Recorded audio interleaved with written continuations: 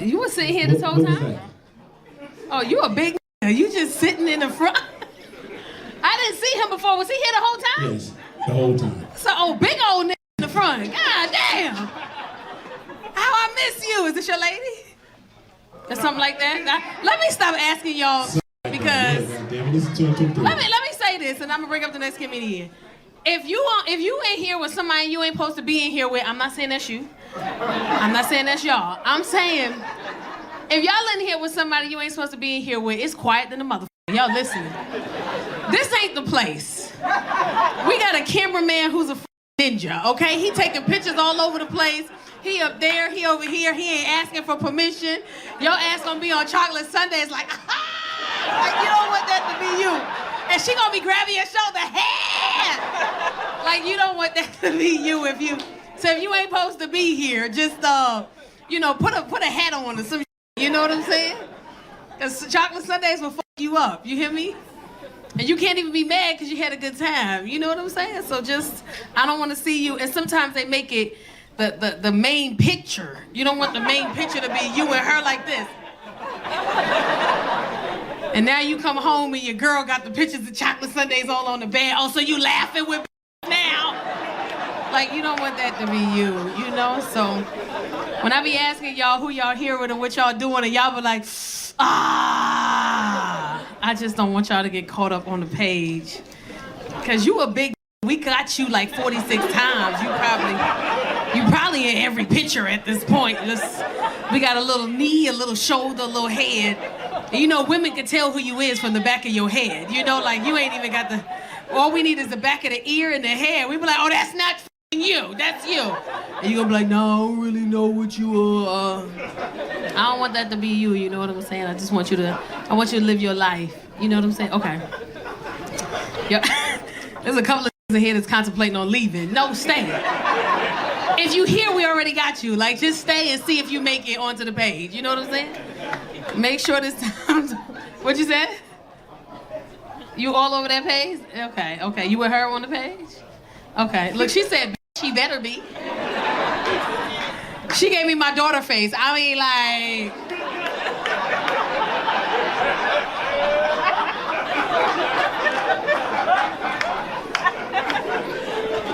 And he said, yeah. She said, period. Wow. Thank you for coming. We appreciate y'all. This dress is gorgeous. You celebrating something? You just put on the sparkly dress? Okay. I hope you got glitter on your vagina when y'all get home. You know what I'm saying? You gotta. Yeah. Some of y'all embarrassed. You gotta be a freak sometimes these days. You gotta let it out. You know what I'm saying? Plus size women in here, you know. There's something that men don't know. Our thighs touch. That shit hurts. Do you understand? This shit here? I went to South Beach, Miami last year for my birthday, right? I had on a beautiful maxi dress. Women know the maxi dress, the long one, the drag. I was killing them. Matching sandals, Collins Avenue. I'm killing it on Collins Avenue. Got off the plane, took a shower, put my dress on. I'm killing it. It's just dragging. Behind me, I'm getting compliments. Oh my God, girl, your dress is so cute. I was like, okay, thank you. Everybody calling me, girl, that dress. I'm like, girl, thank you. Beautiful on the outside. Desert storm all up in this shit right here. Hey! Woo! It ever hurt so bad you just open your leg and just stand there, just let the air, bitch, just. Put that shoulder in it, just shit right here. Shit is hot. It ever hurt so bad you take your dress and push it in between your legs just to stop it from touching. Shit! Woo! You ever feel it chafing? As it's chafing, you be like, this shit is gonna bruise tonight. It's bruising now. My husband at the time was like, what you want to do? I was like, nigga, hydrocortisone is what the fuck I want to do. That's what I need today. That shit hurts. Social media get people bold. Like, I get dick pics regularly. They don't even be nice dicks. Just random, unsolicited dick. Like, are you on the toilet, sir? Like, what are you doing? Why would you send me that? You sitting on the toilet. I see... Wash it first. Like, there's so many things lit on it. Not that I was looking, but I looked. You sent it to me. I just started sending other people's dick pics back because... So if you sent me a dick pic, there's another nigga who got your dick pic right now. Don't start nothing, won't be nothing. We ain't got to even be here. But if I was ever single again, I don't think I would post it. I think I would just be single and don't say nothing. Because social media is a beast. You just get flooded. You single now? Oh, finally, it's my turn. No, just... It's not. You don't get no turn, sir. You don't get one. You post you single? I don't think I could do it because the amount of DMs I would get. And nowadays, they don't even do it in the DM. They do it on the post in the comments. They don't even care no more. Now I got to embarrass you in the comments. Like, God damn. So when you gonna let me take you out and eat you from the back? That's the type of shit that I get on some real shit. Like, you 5'3". What the fuck is you gonna do with me?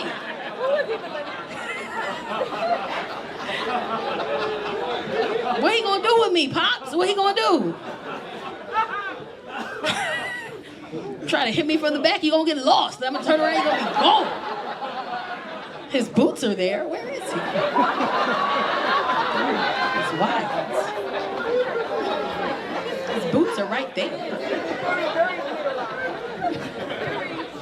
There's some fine-ass men walked into Chocolate Sundays, though, for the single ladies. I was outside smoking my little hookah. There's some fine-ass men walked in here. One dude walked in, he was tall and chocolate, but his ass was fatter than mine. I was like, God damn, sir. Enough squats, have you? Leave some squats for somebody else. God damn. I don't think I could ever date a dude who got a fat ass. I couldn't do it. I couldn't do it. I'd be like, go put my pants on real quick. I want to see something. Let me see. Put my jeans on. You look better than me in my jeans. This is crazy. This is wild. I couldn't date a dude with a big butt. I couldn't do it. Imagine. You wagging and dragging, he wagging and dragging too. Y'all just together, just going on your date. His ass popping. Imagine in the club and you dancing with a dude with a big ass. That's wild. You whining, he whining. It's wild. It's crazy out here. I couldn't do it. You hug your man. You know, sometimes when we like to grab y'all booties when we hug you.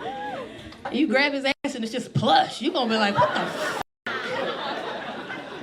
It's soft back here. This is nice. I like it. Bullshit. Look at these couples. Look at them. Look at them. Oh, holding hand and shit. Y'all shoulders is touching. Oh, y'all still like each other. So, you in a relationship? Do you ever check your DMs? Stop putting your penis in there. And not just mine, every woman. For the men in here, and I hope none of you are in here, stop sending women unsolicited penis pictures. We didn't ask for it. No woman ever gets an unsolicited penis picture and we look at it and we're like, oh, that's my husband. We don't do that. We laugh at you. We send it to our friends. We put your in a group chat. I like to put the Michael Jordan cry face on the head of your and send it out. Send it to my friends. Like, look at this sad ass dick in my DMs. Stop doing that. I remember once I got a pic, it became my favorite. It was so good, girl. It was so good. I never told him I enjoyed it, but it was a good picture. Oh my God.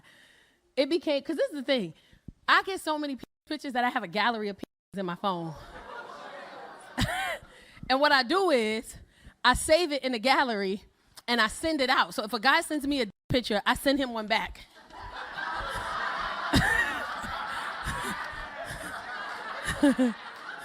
I call it the meat exchange program. They be mad and say, why the fuck would you send it to me?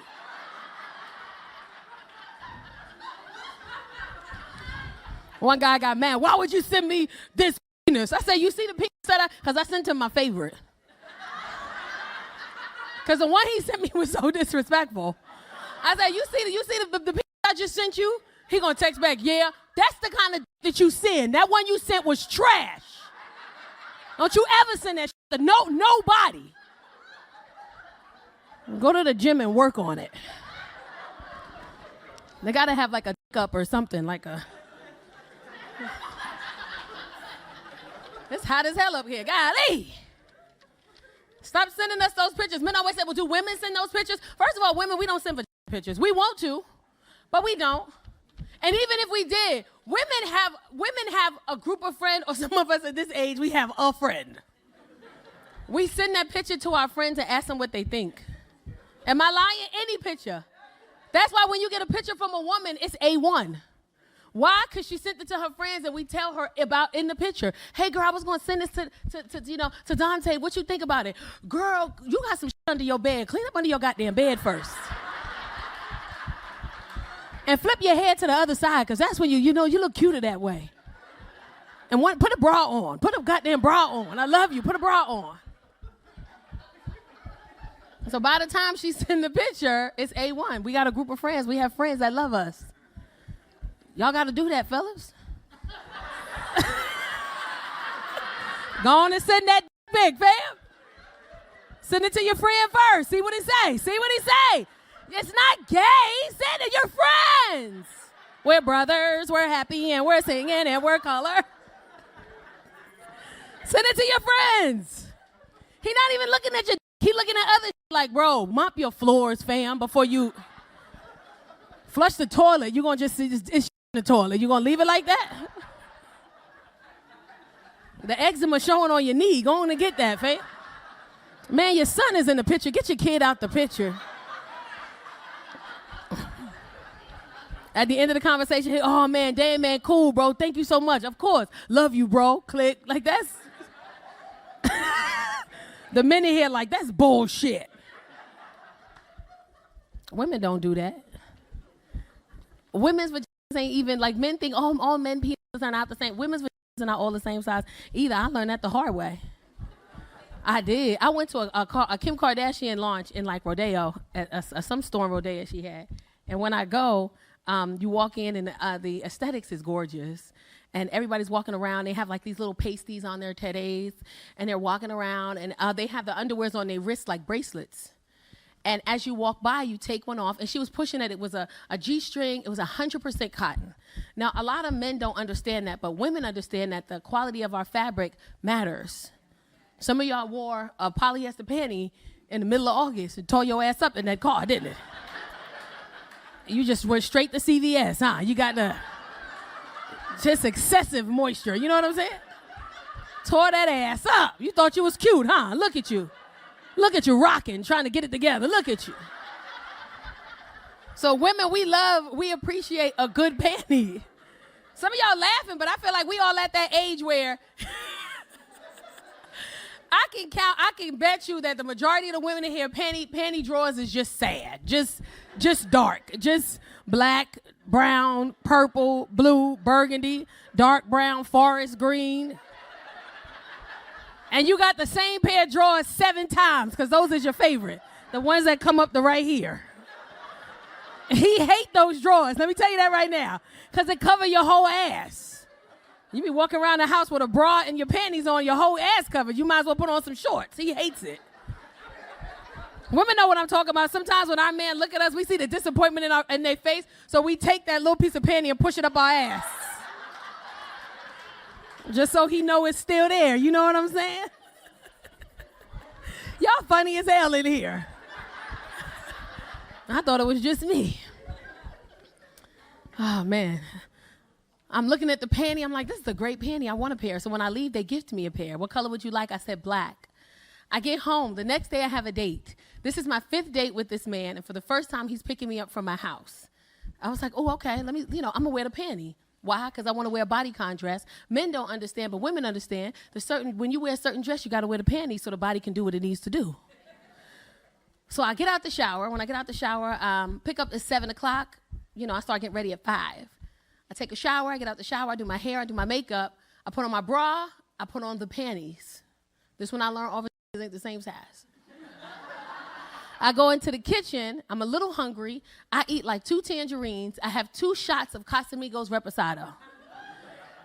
And he texts me and said, hey, I'm 10 minutes out. I'm like, okay, let me go put my dress on. I go back into my bedroom to put my dress on, panties gone. My vagina over there. Arr, arr, arr, delicioso. Some of y'all not laughing because y'all got a wedgie right now. That's some wild shit. Y'all panties right here. You just fighting for your life. A back wedgie is easy because when you got a back wedgie, you can just bend the right way, it's out. But a front wedgie, shit. You got to rearrange. You got to go in the bathroom. You got to push your hand down in your panties, push it down, rearrange it with your fingers, and then let it come up real slow. And then you got to pat it in place.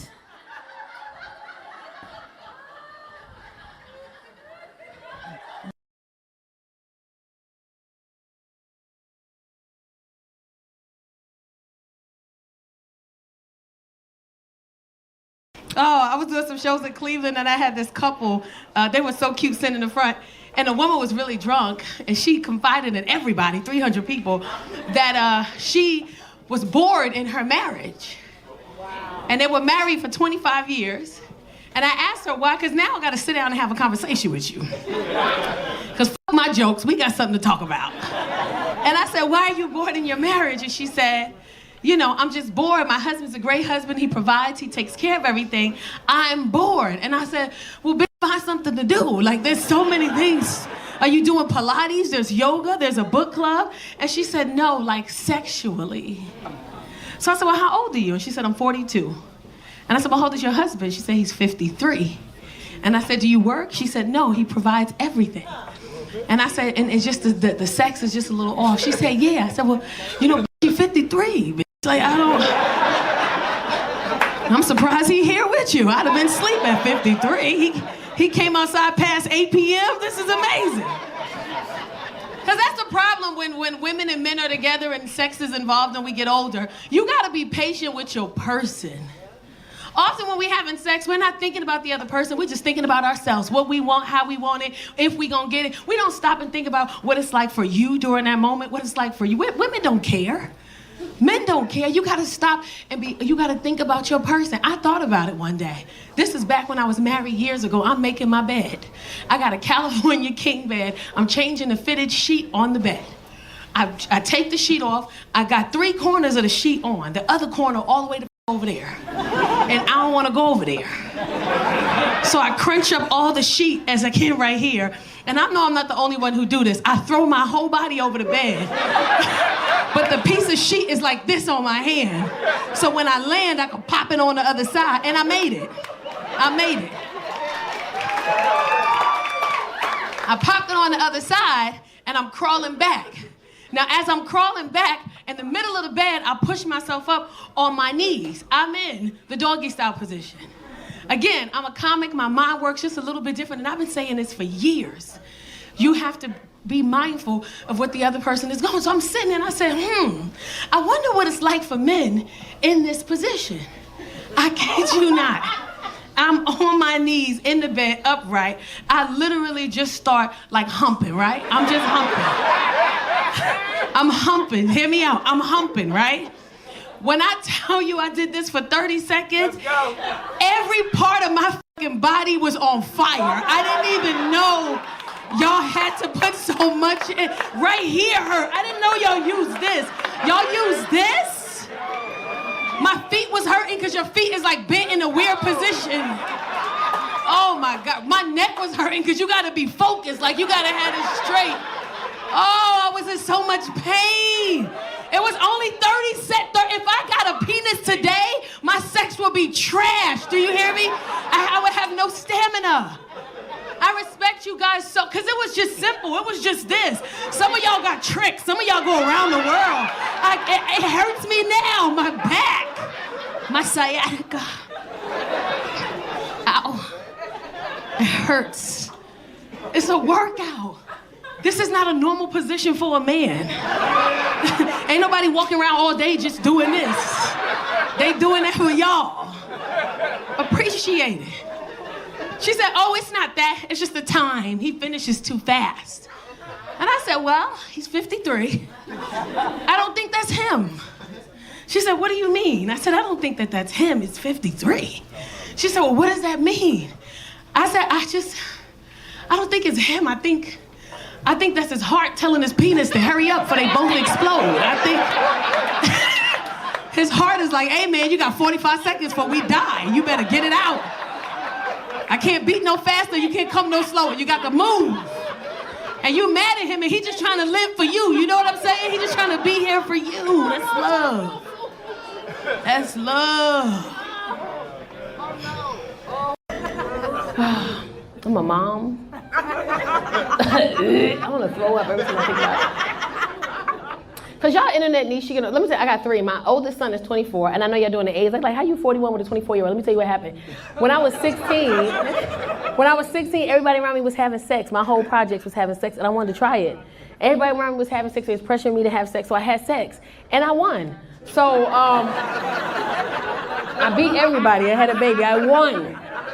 But I did good. I graduated school. I got 2 degrees. I got a master's in education. I'm a teacher. That's what I do at heart. But I do stand-up now, but I'm a teacher. And then so I have my son is 24. His name is Chase. My daughter, y'all internet niece, her name is Casey. She's, y'all know her. She's 20. And then my little one, Chrissy, she came out of nowhere. I don't know where the f she came from. She's 11. I fucked that one up real bad. I was so close. But she's 11, and she at that age where she becoming a bitch too. It's creeping in real fast. I'm trying to give her the benefit of the doubt, but she's starting to act like her sister. She started school last week, and school is wild right now because we live in LA. So she started school 2 weeks ago, and this little boy, cause this is red. I'm talking about it, this little boy give her a note. I'm like, they're still passing notes, and the note said, "Hi, Chrissy, do you like me? Yes, no, or maybe, circle 1. And then at the bottom of it said, because I love you." So she get home 11 and she shows me the letter. And I'm like, who's this? She's like, I don't know, some boy in my class. And I'm like, but he love you? She's like, Mom, I don't even know who he is. I said, okay, but what does he look like? Well, he's really light skinned, he's mixed, he has curl in his hair, he wears glasses, he has blue eyes, his favorite color is blue. I'm like, you just said you didn't know who the fuck this was. I know I'm a little bad. So we responded, we took the note, and we made our own box. And it says, I like you too as a friend, because we're just kids. And she circled that one. And then she gave that back to him. So I'll find out when I get off the stage how that went today. Because don't play with my kid, man. She an asshole though. On Wednesday of this week, I worked out at the gym, right? I work out at the gym. I'm fighting for my life. I'm fighting to lose the same 10 pounds that I keep gaining in back, bitch. I don't know what I'm doing. But I'm at the gym and I'm working out. I come home, I pick up from school. I got on my sports bra and my workout pants, right? That's what I got on. I'm chilling for the day. I'm about to start dinner. I got some oxtails in the pot. I'm cool. I'm in the kitchen, fucking washing oxtails. This funky bitch come up behind me with her 2 fucking fingers like this. I got on my sports bra and my high-rise workout pants. This fucking bitch walk up to me behind me with her fingers like this. She gonna grab my back fat. Fuck you. And she dancing with a bing, bing, bing, bing, bing, bing, bing, bing, bing, bing, bing, bing, bing. Tears going straight into the sink. I'm crying. I thought I did something today. I burned 1,000 calories. I thought I did something. And here you go, gonna grab right here. And then because her hands are so little, it made the back fat look bigger, bitch, than what it is. Pissed me the fuck off. Trying to figure it out. Trying to be a grown-up too, that's hard. I got a 7-year-old daughter, I try to be grown. Like I got 3 kids. My oldest is 21, I got 21, 16, and then a fucking 7-year-old, right? Trying to be, let me tell you what I fucked up. Trying to be grown with the 7-year-old, trying to be patient. I learned, pandemic taught me I don't have enough patience. I'm on a 5 freeway going south. We get stuck in traffic 2 hours. 2 hours standstill. So bad, everybody out the car, chilling. Both sides of the highway shut down. Why? Because a motherfucker above the bridge walking back and forth saying he gonna jump. Shut down 2 hours. iPad on 8%, bitch. She's 7, Leland. iPad on, I ain't got no charger, ma'am. It's finna go down in this car. First hour, I'm cool with her. We talking and shit. She playing on the iPad. Motherfucker, I'ma jump. First hour, I'm like, cool. Hey, first hour, I'm like, help him, First hour, get him down. You know, first hour, don't let him do that shit. You know, first hour, help him. Somebody help him. Where's his family? First hour. Second hour, iPad dead. You ever had your kid iPad die? You ain't give a fuck. You gave him your phone. You just don't want to fucking talk to them. Stop fucking talking to me. Hour number 2, shit changed. Hour number 2, he's still up there. I'm like, nigga, jump. God damn.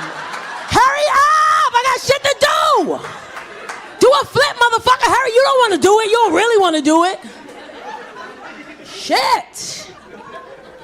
She's 7. She want to play stupid games in the car. Can you play a game? I want to play a game. It's going to be really fun. Let's play a game. I'm like, what you want to play? Let's play I Spy with My Little Lies. It's my favorite game in the world. I'm like, cool, let's play. It's your turn. You go first. I don't want to play. I don't want to fucking be here. I do some quick shit. I Spy with My Little Lie, something green. Oh, I already know what that is. It's my favorite thing. I'm like, what is it? It's easy. Grass. Ain't no fucking grass around us, right? I'm like, yeah, it is grass. That's crazy. How you guessed that? Good job. Her turn. 40 minutes in. I Spy with My Little Lie, something brown. I'm like, the console in the car? Nope, you're never gonna get it. I'm like, your skin? I'm not that brown. I said, my skin? You're not that brown. So I started guessing shit that wasn't even brown. I'm like, fucking blood, bitch, the nickel. Like, I don't care. I want to fucking play. I don't want to play no more. Because when you play a game with kids, kids don't let you quit. Any parents in here know you got to ride that motherfucker out till they fall asleep. You got to play till they fucking sleep. Finally, I said, I don't want to play, kid. I don't want to do this shit. I'm tired. This motherfucker ain't jump. I don't want to do this. I said, I want to quit. She goes, yeah, you can quit because you'll never guess it anyway. I said, well, what is it? You really want to know, huh? I said, I really want to know. Yeah, you're never going to get it. So I said, well, just tell me. Okay, I'm ready. You ready? I said, I'm ready. I spy with my little eyes something brown. I said, what the fuck is it? You were never going to get it. It's my eye. I said, how the fuck you spy your own fucking eye? How you spy your own eye? How? It's cheating. She's cheating. The fuck? I want to play with her. He made me a grandma, like I don't even like him. How am I like his kid? Like, this so weird in the house. Like, I don't even like this motherfucker. He had a whole little redhead ass kid. He's so cute, little weird ass kid. And he don't like me with my son around. He don't with me.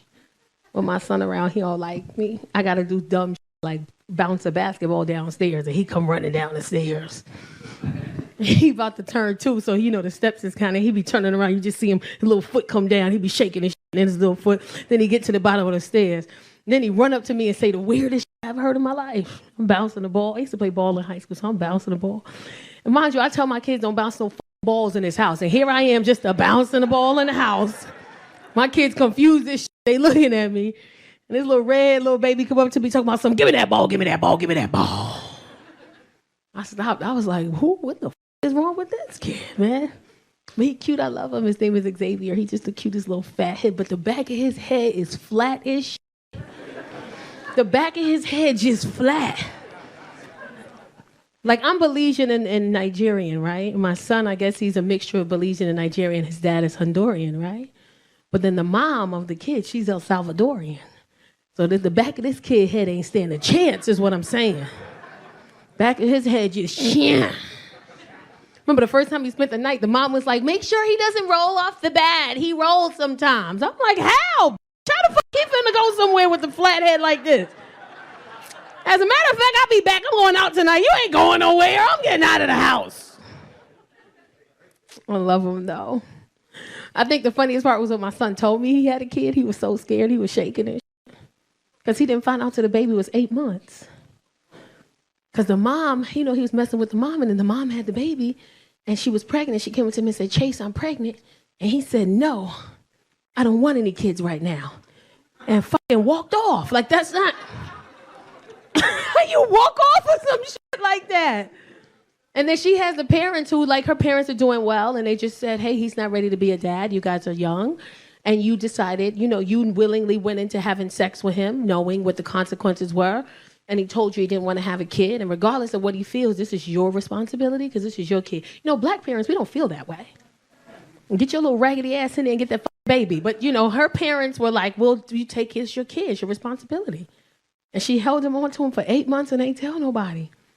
And then one day he saw the baby on Instagram on somebody else's page and was like, man, that baby look like me.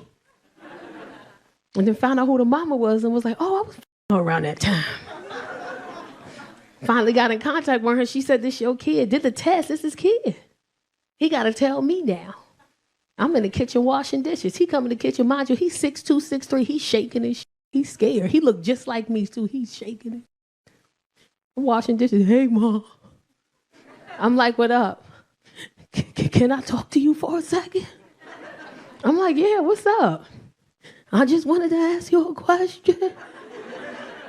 I'm like, you good, bro? What's up? Hypothetically speaking. The baby here, man. The baby here. He hit me with the hypothetically speaking. If I had a baby right now, how would you feel about that? I looked at him. I said, don't do that shit. He said, what you mean? I said, don't bring no goddamn babies in this house, Chase. Why you say that I'm responsible? I said, I'm not, motherfucker. I'm drunk right now. Why would you? Up as we speak, washing dishes. Ain't even no dishes in the sink. I'm just sitting there washing my hands. And what made it so bad was I had just gotten my boyfriend. Like, my boyfriend was brand new. Like, he still had the tags on him. Like, I had the receipt for him in my pocket. I was ready to return his ass if he act up. New car smell and everything. Like, he was new. Now I got to tell my dude I'm a grandma. I just got him. He fine, too. 6'3", built little military. He smell good in the morning. Oh, I love it. I smell good. I got to tell him I'm a grandma. I turned into my son. He walk in the kitchen. I'm like, hey, babe. What's going on, babe? Can I talk to you for a second? Sure, what's up? I just wanted to ask you a question if I can. Sure, what's wrong? Hypothetically speaking, if I have a grandson, how would you feel about that? He said, don't do that shit. Why you say that? I'm responsible. He said, it's 2 p.m. and you drunk as f***. No, you not. He knows me. And now he have the grandbaby more than I do all the time. They be in the room together and shit. They be in there, go, give me that ball, give me that ball, give me that ball. I'm like, oh my God, I be saying the same thing to you, babe. That's crazy. Look at the slow people. Give me that ball. I don't get that.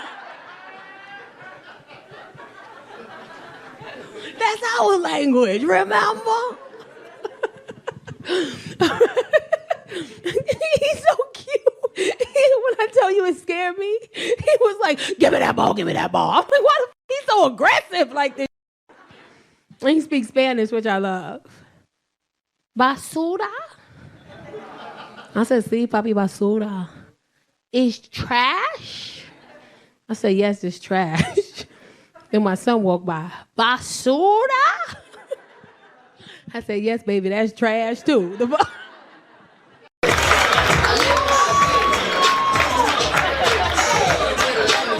Okay, you excited, sir. Hey, how you doing? Okay, cut that shit off. Cut it off. How y'all doing? Y'all look like y'all surprised I was gonna be this cute. What the fuck y'all thought y'all was gonna get? Take this shit in. This is happening. It's in front of you. I'm plus size. My thighs is touching. I'm good though. I'm good. Got the little balls in between my jeans right here. I'm good though. I'm good. I made it. Oh my goodness, ladies, I'm feeling good. I was in a good space until I did something on my way here. I did something real stupid. You know, because women, we drive in driving shoes. You know, because if you don't, one of your shoes get black on the back. I don't like that. It's suede. So I learned to drive in driving shoes. Only problem is that when I get to where I'm going, And I go to put my shoe on, I realized, I was like, oh, this foot could use some lotion. But I messed up, you know. I lotioned my whole foot. You know, look at all the women. Amateur move. I was lotioning the top. I started at the top, and then somehow I hit the toes, and then I hit the whole bottom of the foot. You know, and I got that good lotion, you know, the Vaseline lotion with cocoa butter. I kid you not, all of my toes are at that little point in the front. All of my toes have officially slid to the front of my shoe. Ladies know what I'm talking about. You gotta walk around and keep doing this shit and kick them back because, whoo! Like my baby toe is dead. Like I know it's dead right now. I'm excited to be here. I got a promotion at work. What? Yes! I work for the sheriff's department. No, I'm not a deputy or officer. I'm a teacher. Yeah, I teach the inmates. I'm a life skills coach. I teach grown men and women. Yes. Thank you. I teach substance, alcohol abuse, domestic violence, parenting, anger management, and a new module called personal freedom. And the goal is to get them together inside so that way when they leave, they have a better chance of staying out, you know. But it's hard because I'm adorable, you know. It's really, really tough because when you're in jail with a bunch of grown men, they don't care.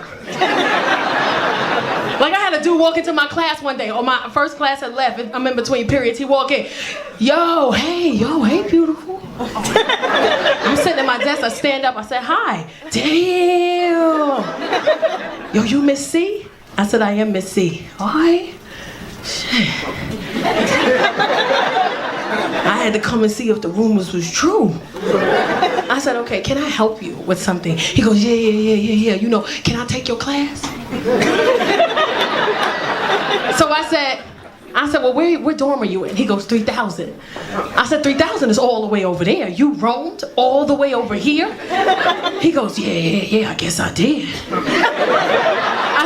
I said, you know you can go to Hole for that. He's like, shit, I'll go to the Hole for you, Miss C. What you need? Who you got a problem with, Miss C? So I said, you know what? I can't take you because you're all the way over there and I only take 5,000 students, but I can. What classes do you need? And he goes, well, shit.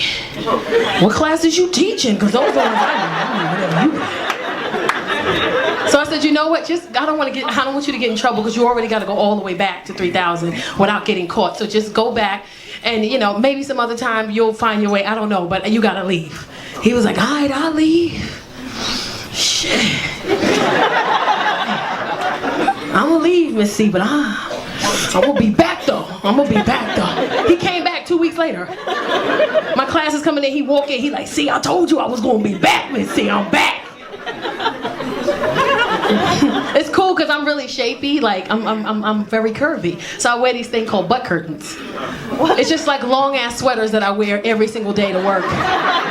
Over everything I have on, I have this long ass sweater that comes down to right here. Every color, I found them on eBay and I just fucking bought every color. It's like, bitch, give me two of everything. In the summertime, I try to tie them around my waist so when I get into work, I just and put it on. It's like a cloak. But when you got a student who just came from court facing 25 to life, he don't give a shit. He come into the classroom one day, it's my best student, he's sad. I said, what's wrong with you? Nah, Miss C, they just gave me 25. They gave me 35 years, but I gotta do 25. I was like, oh my God. He goes, yeah. I said, you know what, I'll say a prayer for you. He goes, nah, can you go ahead and move that little sweater thing up? I said, excuse me? He's like, yeah, you know, cause like, I'm about to do 25 years. Like, let me see. Like, I don't even know why you hiding it, Miss C. We know. Like, we all know what you got. Come on, Miss C. I was like, I'm not gonna move my sweater so you can see my ass. So then can you stand in front of the fan then? And like, let the fan.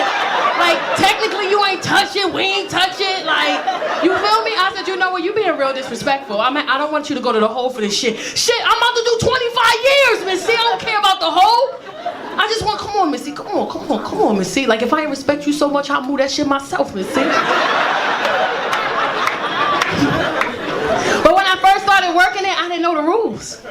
Nobody told me the rules. As a female teacher who's curvy, you gotta tell me the rules when I'm working in the jail with a bunch of men. Tell me. So when maybe the first 2 months I'm working there, I never had to erase the board because we never got that far. And there's no shade to nobody, we just didn't. We always spent, I have a lesson plan for the day. We always spent our entire time on that one lesson. Then the next day we moved forward. I never had to touch the board. It was always handouts and stuff. So one day we're doing really good in class. We're doing great. And we finished early. I'm like, wow, we actually finished like 30 minutes early. You know what? I'm gonna erase this and I'm gonna start the next lesson for tomorrow, and then we'll just stay ahead of the game. So I'm excited, they're excited. I'm like, yeah, you guys, this is great. So what we're gonna do now is I turn around and I start erasing the board. And at that very moment, I realized I fucked up. Cause it got real quiet. I was like, yeah, we gon'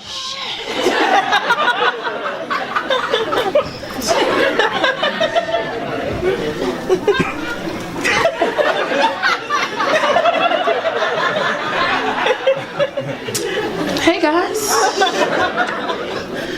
Yeah. Really appreciate it if you take your hands out your pants. Make me feel a lot better. You finished already. You leave. You get out of here. I remember once, because it's really segregated in the jails. Like because I'm from New York. When you're from New York, everybody just everybody in New York. Out here, it's like groups. It's really segregated. So when you're in jail, it's the Mexicans. The Hispanics. And then it's the blacks. And then it's just fucking other. Like, it don't even matter. It's just other. And we were talking about parenting. And no, we're not. We were talking about domestic violence. And they were trying to say, when is it okay to hit a woman? I'm like, never. They always want to give it, but what if it's no? So if she took my Jordans and threw them in the tub and put bleach on them, I don't know. I'll think about that one right there. Which one were they, though? That's what I need to know. I need to know which number. So they arguing, and when they started arguing, all the Hispanics tensed up. And then when the Hispanics tensed up, all the blacks in the class tensed up. I got nervous. I'm 2 months in. I dropped my marker on the floor. I bend down to pick it up and get quiet. They arguing, they going at each other. Hey, F you, no F you, no F you, yo, what's up with this? Blah, blah, blah, blah, blah. I dropped my marker, I went to go pick it up. I heard one Hispanic go, yo, she dropped her marker, guys. Wait a minute, everybody, don't look. So I look up and all of them is like this. I was like, oh.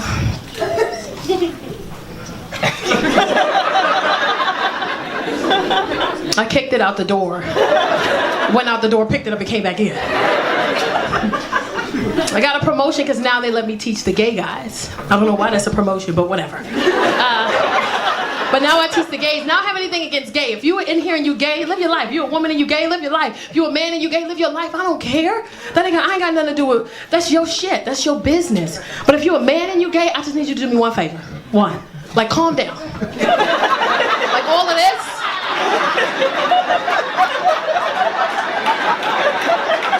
It's too much. We don't do that. Women we don't do that. And they didn't like me when I first got there. Tracy had attitude. Tracy's a ringleader. I'm standing outside the classroom. I'm getting ready to go inside. I'm prepping myself because I don't know what I got to deal with when I get inside. Tracy got an attitude. Off back, I hear him. But who is she? Like, he got the same haircut I got. Like, who is she? Is she even cute? Like, but I know how to get a gay man. I tore Tracy's little life up. I went in there with some Louis Vuitton loafers with the matching belt. I had a bag with nothing in it, but I wore the shit because I needed to make a point. I walked in there, I put my bag on the desk, I started writing my name and my information on the board. It's quiet in the classroom. I hear them whispering, yes.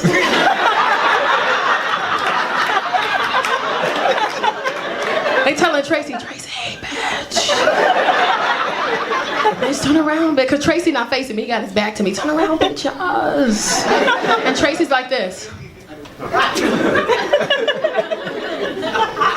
The guy's like, Tracy, turn around, bitch. She got on Louis. Yes, Tracy, turn around. Turn around. So here's Tracy's turnaround.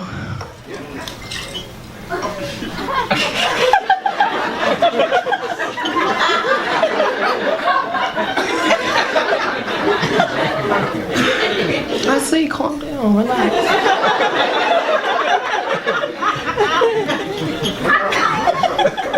He stood up, he stand up and goes,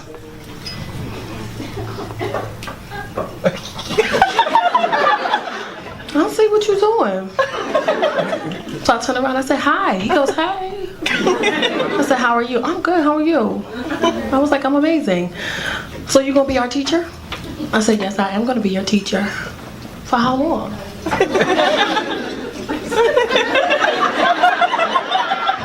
I said, for however long you'll have me. Okay, because I think we like you. I said, thank you. He goes, you're welcome.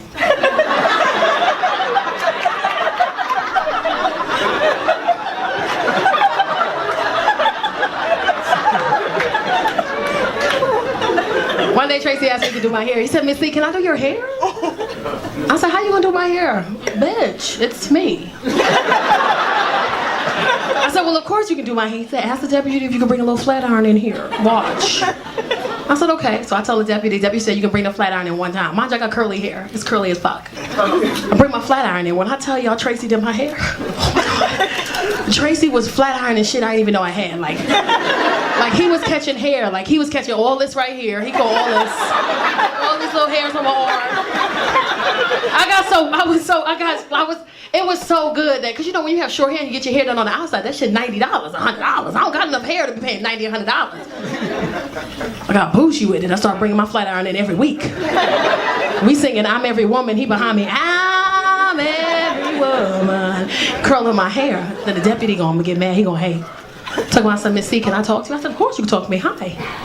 He goes, I told you you can bring your flat iron in here one time. I said, I don't even be bringing it in here like that. He said, your hair didn't look like that this morning. I said, oh. I said, okay. He said, if you bring your flat iron in here again, I'm gonna have to, write you up and it's gonna be considered contraband.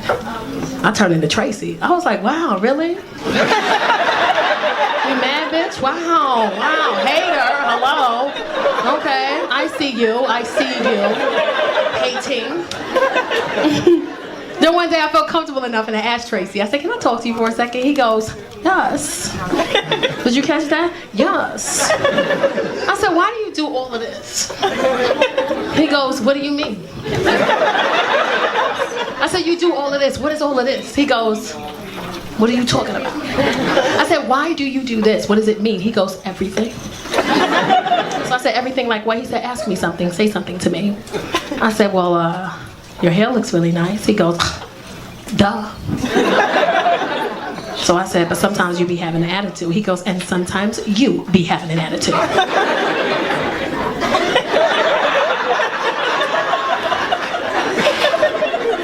And one day he checked me. He tried to.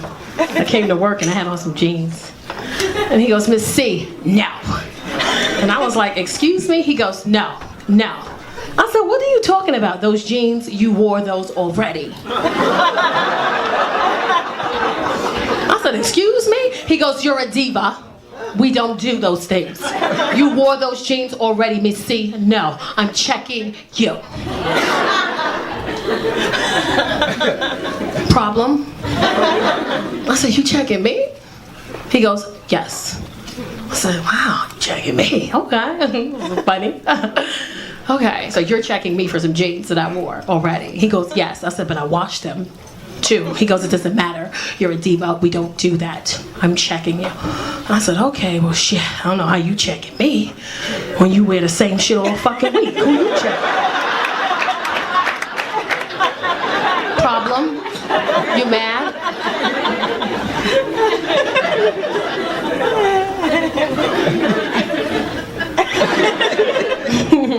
Now we best friends. We hang out all the time. My bestie, he be checking me and shit, telling me not to talk to dudes and stuff. But the way he do it makes me laugh. We'll be out together and the guy will be like, excuse me, beautiful. He be like, no, broke, fuck out of here. Get out of here. Scram, kiddo, get out of here. And the crazy thing is he could fight. Like he'll square with you and buck you up too. You don't want to get beat up by a gay dude in heels. Like that's not what you want on your record. He got mad lotion on his feet too, so he take them off when he fuck you up and then slide right back into those motherfuckers. Kick them real quick. I'm out here losing weight and stuff. Check me out. Look at me. This is called newly divorced. You understand what I'm saying? This is that revenge body. I'll be picking up my daughter in bull stop. Do you hear me? I'll be picking her up in bikinis. My ex-husband be like, really? really, Tacarra, you gonna come over here in this bikini and pick up this baby? I'm like, well, you know, I lost some weight. Make sure you see it. You understand what I'm saying? I did, I lost some weight. Ask me how much. 3 pounds! Oh my God! So excited about those 3 pounds. Some of y'all judging me. I'm like, only 3 pounds? Listen, it took me 3 months to lose those 3 pounds, okay? Let me live. I'm not weird. I think I'm like most women. When most women lose weight, we lose a little bit of weight, but in our heads, we killing the game. Like, I only lost 3 pounds, man, but in my head, I'm 30 pounds down. Like, in my head, I'm shopping bathing suits different. I'm walking different. Before I lost them 3 pounds, I would talk to people like this. Oh, wow, okay, that's nice. But now that I think I'm 30 pounds down, I'm talking to people like, okay, yes. I'm excited about it. But then I did what most women do. I did something stupid that humbled me really quickly. I got a 16-year-old. He's sitting at home minding his business, watching TV. I walked right into the living room, because I walk different. See, before I lost those 3 pounds, I was walking like this. But then when I lost those 3 pounds, because in my head I'm 30 pounds down, I'm walking like this now, walking in front of them. So I'm standing in front of the TV, and he goes, can I help you? I say, yeah, you can. Come on. And he goes, what, Ma? I said, come on, you see it. And he goes, I don't even know what you're talking about. I said, okay, I get it. You've been talking to your father. Y'all don't want me to be great. I got you. I said, I lost weight. He goes, oh, okay, congratulations. And then I did the dumbest thing I could ever do. I said, Chase, do me a favor. Go in my closet in the back. There's a bin. Bring me a pair of them jeans. When your 16-year-old 6'1" son look at you and says, I don't think that this is a good idea. You should probably listen to him is what I'm saying. So he goes in the back and he gets the jeans. My son is 6'1" football player. When your son hands you a pair of jeans with a tear in his eye, and he says, Ma, I don't think that this is a good idea. I said, mind your business. Give me them damn jeans. Do you know how humbling it is to put on a pair of jeans from high school? And find out at that moment that your calf is the size of what your thigh used to be back in the day? Do you remember how humbling that was? To find out that this calf was the size of my thigh. Like, my son is like, why are you about to cry? I'm like, I'm not crying. There's no blood circulating to my foot. Get these goddamn jeans off of me. I'm like newly divorced, so I'm like trying to date and thing. And dating is cute, but I can't do it, because now that I'm mid-30s, pushing 40s, depending on who asks, depends on who asks me. I can't get a guy at my age. I'm either getting like really young guys or really older guys, but I can't get like a guy my age. And it was cute when a 23-year-old first tried to holler at me. I was excited about it. He's 23. I'm like, ooh, okay. I even called my girlfriend. I was like, girl.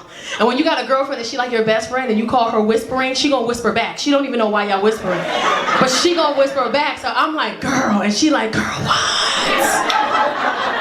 I'm like, guess who out here pulling 23-year-olds? She was like, girl, you out here pulling 23-year-olds. And it was cool until he did something. He messed up. He gonna look me right in my face and say, can I ask you a question? I said, cool. He goes, do you buy hair? I said, what? He goes, do you buy hair? Because I sell hair. I said, if you don't get your little ass out of my goddamn face. I'm lying. I gave him my number. I gave it to him. I did. Because I don't have nobody. I don't got nobody. I gave him my number. And it was cool because I took him to the movies. Yes, I took him, mind your business, okay? He in college. He's in college.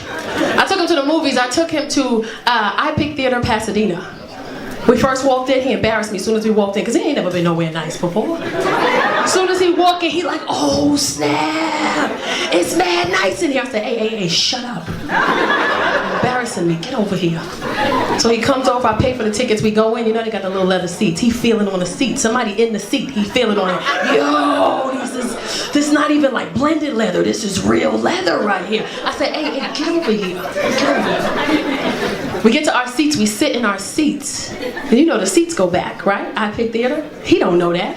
I sit in the seat, I put my blanket on, I start pressing the button, my seat started to go back, my feet started to go up, he loses his mind. Oh, where you going? I said, you know what, get your book bag, let's go, get your book bag, let's go. I'm lying. I stayed with him because I don't have nobody. I stayed with him. And he was cool too, it was cool. But then I had you know, it's a lot of older men in there. If you're an older man, let me tell you something. Just because you're older and you feel like you might die any day, that don't give you the right to talk to women whatever way you want to talk to us, okay? I'm at the gas station one day, I'm pumping my gas, I'm minding my business. Pumping my gas, minding my business, some old dude come up to me. Old school, got on a red linen suit with sandals and socks. I'm talking old. He walked up to me, he go, "Baby girl! Baby!" I said, "Excuse me? I'm talking to you." I said, "Well, hi. Baby girl, let me ask you a question." I said, "Okay. Baby girl, what you doing out here pumping your gas by yourself? You're too beautiful to be out here pumping your gas by yourself, baby girl. You need a man like me in your life. Let me pump your gas for you." I said, "Well, you know what, sir? I'm in a situation right now that requires me to pump my own gas." Like, I didn't know what else to say. So he tells me, he got a cane too. He goes, "Baby girl, come here, let me tell you something." I said, He goes, "Baby girl, come here, let me tell you something." I said, I don't wanna come in. Because when an older man asks you to lean in, he about to say something to you that's the most disrespectful thing. He don't want nobody else to hear him. That's why he wants you to come in. So he said, "Baby girl, come here." So I lean in. He goes, "Baby girl, let me tell you something. You know, you thicker than a goddamn snicker. Do you know that?" I said, "Okay, no, don't go in. Let me tell you something else. I said, "Sir, what, sir?" He goes, "Baby girl, let me tell you something, all right? Baby girl, all my kids is grown." And he drops his cane and does this right here. He goes, "All my kids is grown, baby girl. I'm retired, I got a little bit of money in my pocket, baby. What you trying to do?" I said, "Sir, if you don't pick up that goddamn cane and get your ass out my face, sir." I'm lying. I gave him my number. I gave it to him. I did. I had to, because I don't have nobody else. I had to. I don't have anybody. I'm single. And he was cool until I called him, but he got 2 Bluetooths, 1 in each ear. Like, he didn't know which one to answer. Hello. I said, "Hello." He goes, oh, there you go. There you is. There he is. I said, "How are you today, sir?" Shit, "I'm fine. How you doing?" I said, "I'm okay." "All right now, all right. You know what, baby girl, I want to do something nice for you." I said, "Well, okay. I think maybe we can go eat." "Well, shit, I could feed you." So I said, "Okay." I said, "You know what? Let's do dinner." "Well, I could take you to dinner." "What time is good for you?" I said, "You know what? Dinner for me, I'm thinking maybe 7:30, 8 o'clock in the nighttime. I can't go nowhere no 7:30, 8 o'clock in the night. I'm asleep. That's too late for me, baby girl. Not as young as I used to be." I said, okay. Whoa, okay. Calm down, cat daddy, relax. Give me a second. I said, "Well, what do you want to do?" He goes, shit. Thinking maybe I could take you to breakfast. I said, "You know what? I've never been to breakfast as a date, but okay. Shit, what time is good for you?" I said, "We're not going to do that. That's what we're not going to do. What time is good for you?" He goes, "Well, shoot, breakfast. Shit, let me think for a second. I get up at 3:30. I got to get up. I got to eat my boiled eggs in the morning. And I read my paper, take my medicine. That's what I do.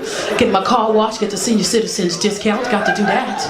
You know what, baby girl? I got it, baby girl. I'm thinking maybe I could take you to breakfast. Let's say around 5:30 or 6 o'clock." I'm like, 8 a.m. Ain't nobody going to breakfast at no 5:30, 6 o'clock, 8 a.m. I'm lying. I went. I had to. I don't have nobody else to take me to. I went. I did. And it wasn't that bad. Like, the sun is coming up. We're eating hard-boiled eggs. It was dope, okay? Try it sometime. Trying to be out here in these streets. I'm new to LA. I've been here for a couple of years. LA is cool. Like, I like y'all and stuff. But LA is like really bougie.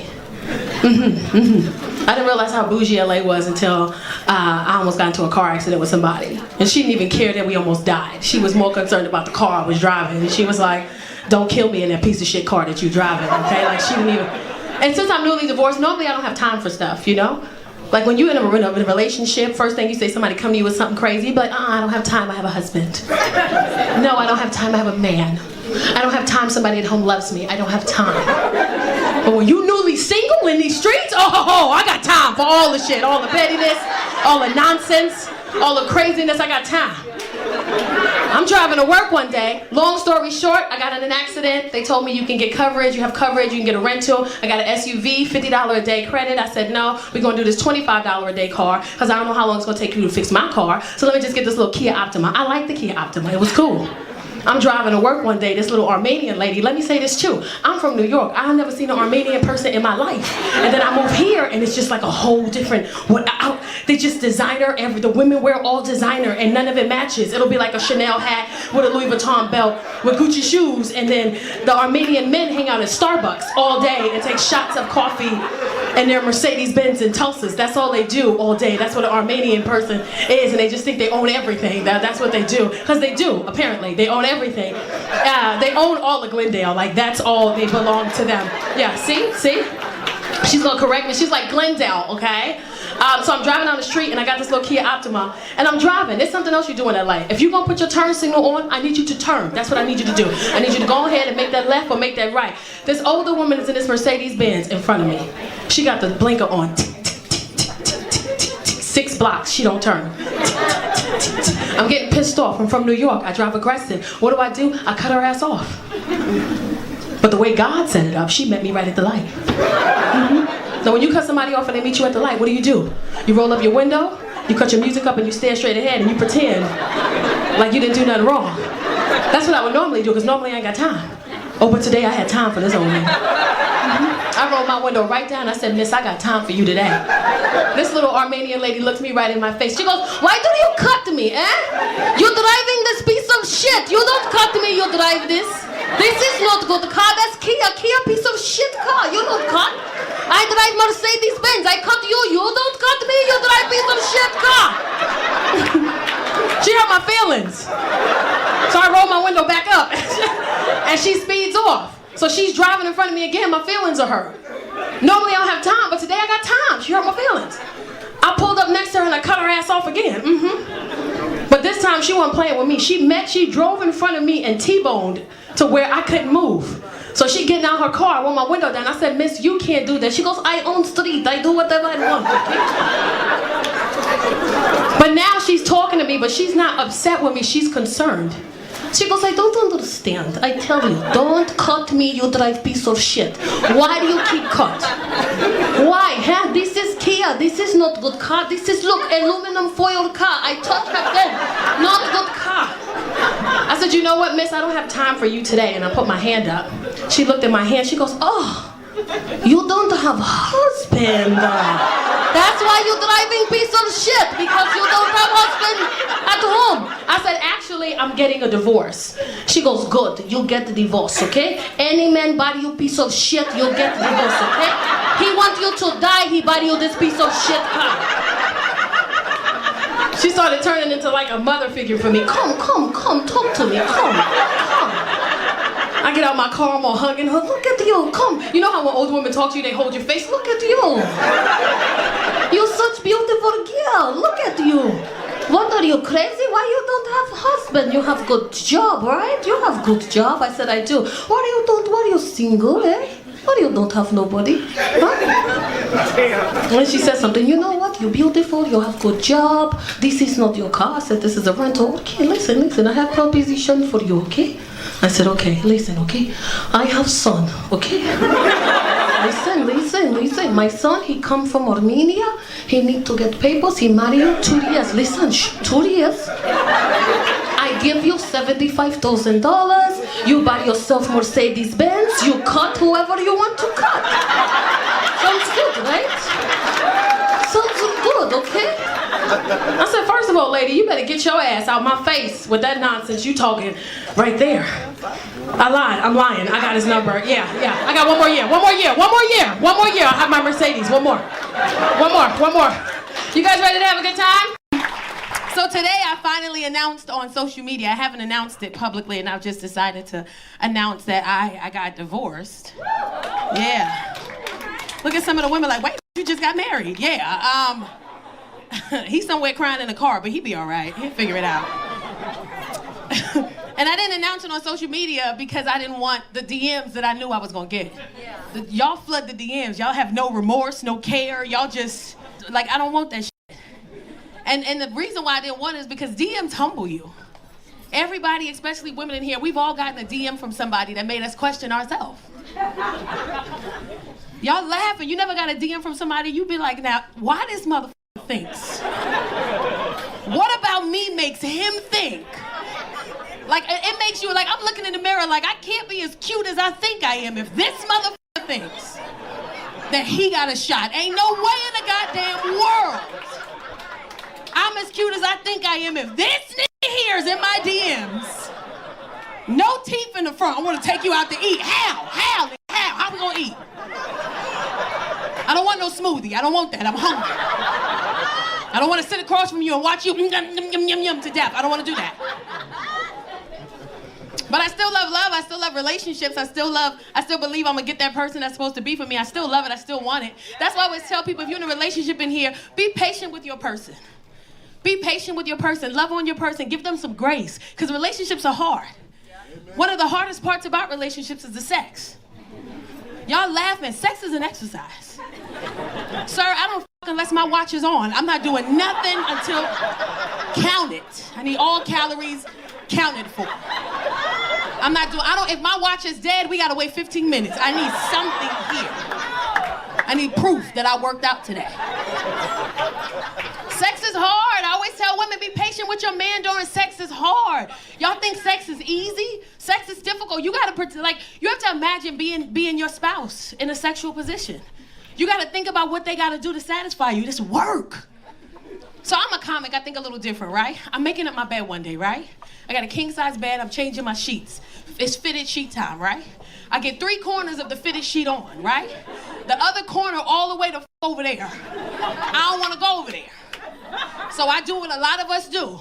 I crunch as much sheet up as I can in the middle, and then I throw my whole body over the bed in hopes to make it over there, and I made it. I get the sheet on the end. Now I'm crawling back to the other side, and I find myself on all fours. I got my fist tucked into the mattress. I'm on all fours. And I stop and I go, I wonder what it's like for a man in missionary position. So I take a pillow and I stuff it under me. Shut up. And I start like humping in this missionary position. Y'all laughing when I tell you 30 seconds in, oh my God, I died. 30 seconds in, my knee hurt, the back of my leg hurt, my ankles. My neck was hurting, because when you a missionary, you gotta look them in the eye. You gotta stay focused. I didn't even know you had to use this muscle in mission. It hurts. I rolled over 30 seconds. I was like, whoa, God damn. So it makes me have more respect for men in the bedroom, because this shit is hard. Like, sex is hard. Y'all get mad because they finish too fast. They don't want to. They don't want to finish fast. They want to go the long run. In their head, I'm gonna go the long run. This ain't what does they say? It's not a race, it's a marathon. Like, in their head, I'm gonna tear her ass up all night. But then their knees start talking to their penis. Once the knees start talking to the penis, you be like, oh, you came so fast. It wasn't me. It wasn't even me. My knees told my penis, which told my brain, hey, either you gonna come now or we going to the emergency room. You better hurry it up. That's not dumb. They don't want to do that. That's not dumb. Look at the fellas like, thank you. And fellas, you gotta be patient with your women too. You gotta be patient with us too, because when you don't want to do something and this is the thing. When you have sex and you're a man and you on top, you in control. That's just your game, handle your business. But the minute we get up there, it's our time to shine. You gotta be patient with us, because you only ride me for a minute and you tired. I'm tired, fam. Like, if you think about sexual positions, when is a man ever just like this all day? He's not. When women get on top, that's an exercise, that's work. You want my ankles to touch the back of my thigh? Like, I never do that. I don't just be sitting on the floor bouncing. I never do that. So when I do it, excuse me if I'm out of breath. I'm tired. Then when we do it and it's getting good, y'all want to control it from the bottom. What you doing? You crazy? What you trying to do to me? Make you come. I gotta take the kids to school in the morning. I got time for this shit. Hurry it out. Ladies know you stay in that one position. He be like, yeah, that's good. No, my knee just locked the up. We stuck like this. And as you get older, having sex is embarrassing when you get older. Because your body make noise. Now that's why we really cut the music on. That's why the music really be on. You think we want the music on because it's slow and it's sensual and it heightens the mood. No, I don't want you to hear pop locking in here while we're trying to get it in.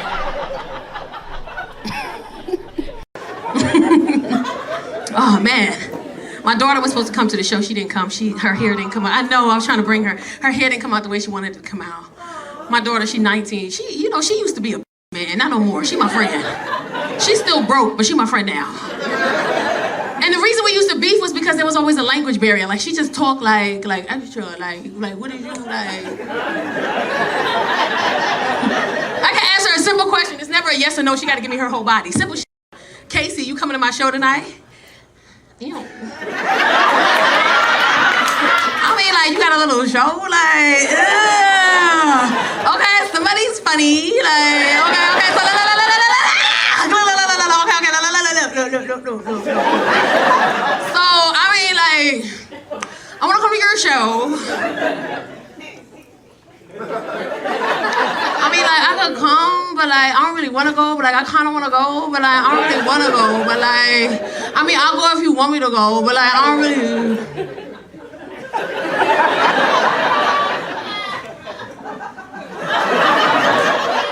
I'm gonna go. I love her. She's my best friend. She called me to talk about anything. She failed the other day. She called me. Ring, ring, ring. I said, hello. She goes, hey, girl. I said, girl. She said, girl. I said, what happened? She said, can I cuss? I said, yeah, girl, cuss. She said, girl, I bust my ass. I said, what happened? She said, girl, I just fell. I said, what you mean you fell? And she talked fast. I was just getting out the car, getting out of my Uber, going to my class, whatever like that, and I stepped on the curb and I just fell. I said, what you mean you fell? I was getting out the Uber and I stepped on the curb and I fell and my earpod that was all over my earphone, all over my earphone, all over whatever like that. And then somebody was just like throwing change at me. I'm like, who the f is throwing change? Because I just heard coins hitting the ground, like when I fell.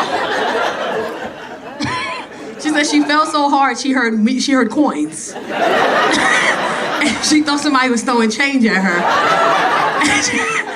And she was so mad at that.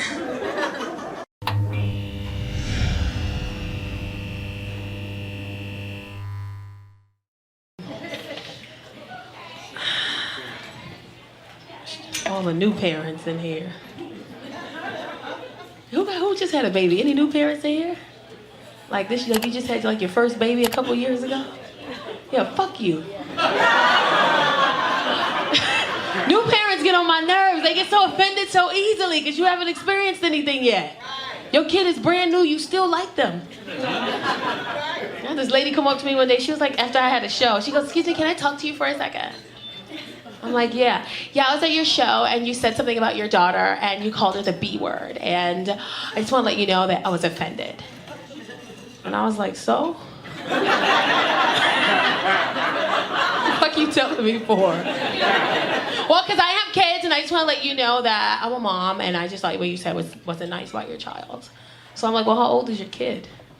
Well, my daughter's 7 and my son, he's 34 months. I'm like, bitch, how old is that? Like, that's how I know you knew. When you still count your kids in months, you knew. You a newbie, bitch. Get your ass if you don't get. She don't even know what this hand means. If you don't know what this hand means right here, parents know what this hand means. This is who you think you talking to. You ever chase your kid, you think I'm playing with you? That's this. She's not a real parent. I said, you ever drove into your driveway and ate your food in the car? If you never pulled into your driveway and ate your food in the car, you ain't no real parent. Like, I'm a parent. I will pull into my garage, close the garage door, car still running, carbon monoxide all in the air. I would rather die than share my Chick-fil-A nuggets and lemonade with anybody in this house, because they don't got no jobs. I love my kids, though. Like, my little one, she taught me something about myself. Like, she told me I just found out I was like fat. I'm gonna fight her like a grown-up. I swear to God. Like she was like, Mama, you're big. Fucking bitch, man. Like and she teach me stuff like I didn't know how big I was. I know I'm big, but I know I ain't little. Like I'm I'm not small, but I ain't large, you know? Like, I know how big I am. But she said something that told me, I come home from one day from work, and she got this little tube dress on, right? Y'all know a tube dress? Stop here. She got a black one on. It say Nike on the side. She 5. She walk around the house like this in the dress. First thing I think is, it's my 14-year-old, right? I called Casey. I said, Casey, come here. She goes, yes. I said, where'd she get this from? She said, I don't know. I said, you took this from one of your little friends' house. You thought you was going to wear it when I wasn't around. She said, Ma, I'm 14. I don't wear stuff like that. That's inappropriate. Then I remember, a dark door. I got an 18-year-old son. In my head, I'm like, he fucking in his house. So I yell. He come down the stairs. I said, Chase. He goes, yes. I said, what is this? He think it's funny. He like, where'd she get that dress from? She walk around with the dress still in front of us. It say Nike on the side. They got a hole in the back. Her whole ass hanging out the back. And she just... I said, where does dress come from? He said, I don't know. I said, you was messing around with a little girl in the house and she left this behind? He said, Ma, I would never entertain a girl who would wear that. That's not even something I like on girls. I said, where'd she get this from? He said, I don't know, but this is funny. Look at her. She doing this. Say Nike on the side. I got a hole in the back. Her whole ass hanging out. She just walking. I get frustrated and I grab her. And as soon as I touched it, I was like, oh, shit. That's my knee brace. Because knee braces have holes in the back. Her whole ass hanging out the back. It say Nike on the side. She just walking around the house. That shit hurt my feelings. I let her have it too. I said, you can keep the shit. Just keep it. God damn. She's like, I can keep it? I was like, yeah, just put some panties on next time you wear it. I don't got time for this shit. Because imagine me taking it back and I put it on my knee. I'm looking at her, looking at my knee, looking at her, looking at my knee. I'm going to cry. We going to fight. Like, I don't even want to do that shit. Just keep it. She hurt my... Who the fuck put that shit on? Like, who pick up a knee brace and just be like, I think I could get into this shit? A 5-year-old does shit like that. Hurt my feelings.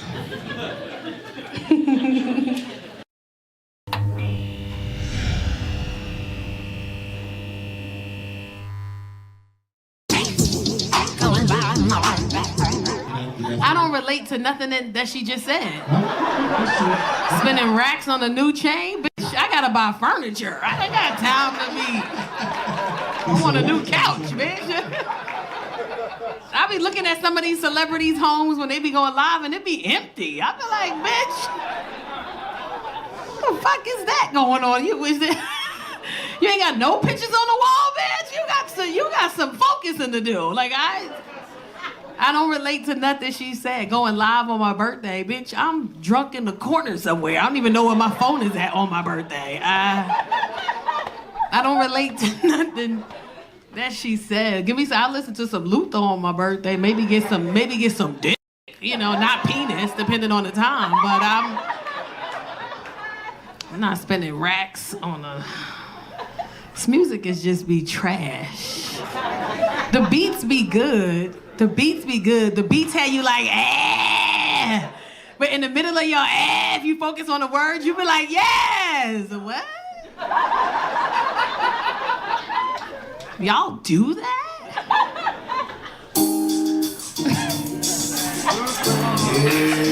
See?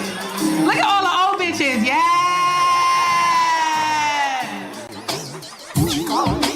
That was love. That was love. Cut that off. That was love. That was music. That was love. See, that's what I listen to. I'll go home and be like, hey Siri, play Peebo Bryson, play Freddie Jackson, because I want to feel love, the majority of the time. I don't want to be in my house washing the dishes. Yes. I left rice on the fork, bitch. I didn't focus. It's still soap on the back of the plate. Like, I didn't do my job because I'm too distracted. I want to feel like I'm in love because all I'm thinking about is my man gonna eat with this fork. I can't leave rice in the fork. Okay. All right, who up there grooving? Who up there? Hey, boo! I see you. Hey, cut that off before I go to bed. Cut that off. I swear I'll lay down right on this motherfucking carpet. I swear to God. And throw me a hoodie so I can put it over myself. Be laying on the stage, but my foot be tapping like a motherfucker while I'm laying down. It's my shit. I'm a dream good. Music just be trash. I be trying to listen to it. I really do be trying to listen to music, but it just don't, it don't hit. It don't be saying nothing. Get racks, get back. Get racks, get back. Suck dick, get back. I'm like, what? Y'all didn't go get a sandwich or nothing? Did you eat, bitch? Like, all right, nigga, this ain't the barbecue. Shit. Somebody in the back swore they was ready to sing. They was like, ooh. Somebody in the back had their hand. They was ready to hit that note. Put your hand down. Put your hand down. There was a couple over here. You gonna be the girl, I'm gonna be the boy. You ready? That was good music. That's good music. I love music. Because when you listen to it, all you think about is why you love your person, even if you mad at them. Niggas used to beg back in the days. They used to beg and song, I swear, baby, I'm gonna get you back. I do everything, baby. I love you. I'm sorry. Baby, please answer the phone. Please call me back. Please, when I call, please don't take the phone off the ring. Because back in the day, you just used to take the phone and sit it. Come on. You know, I. Look at the person in the back. They got their hand back up. Oh, shit. It's my tongue. Oh, shit. I've been waiting my whole life for this moment. We're not going to hear you all the way back there. They used to be in love. They used to not be scared to be in love. That's why I listen to that. Men wasn't scared to say they love you. They weren't scared to say, and they would admit in the song that they fucked up. The song be, wow. Baby, you know I love you. I'm sorry I slept with your sister and had a baby with your mama, but I want you to take me back. Please. I'll do anything. Just give me another shot. Please, baby. I'll pay your bills. I'll take care of you. See, man, I ain't tripping off none of my homeboys. I ain't tripping off none of her girlfriends. Because I can't do that. Uh-oh, the nigga in the back, hand back. 10 and 2. You see your hand up? He said, ooh, baby. He had his hand up. Ooh, baby. Look at everybody. Y'all feel good, don't y'all? Don't that shit make you feel? Look at everybody. They taking the song down. Tony. But they call him Ali Sadiq. I didn't know it was one nigga named Tony. Did you know it was only one person on the album? Did y'all know that Tony was one person? Is it? It's 3 of them. I don't know. I feel like it was the same nigga with different outfits on, the same face. It's 2 brothers and a cousin. Lies. And ain't none of them sing shit. No, he was the lead singer. He's the only singer, so. All right, y'all Google that and let me know. I think he lying. I was in Rochester, New York. I went to visit my sister. Rochester. I'm from New York. I'm from the Bronx.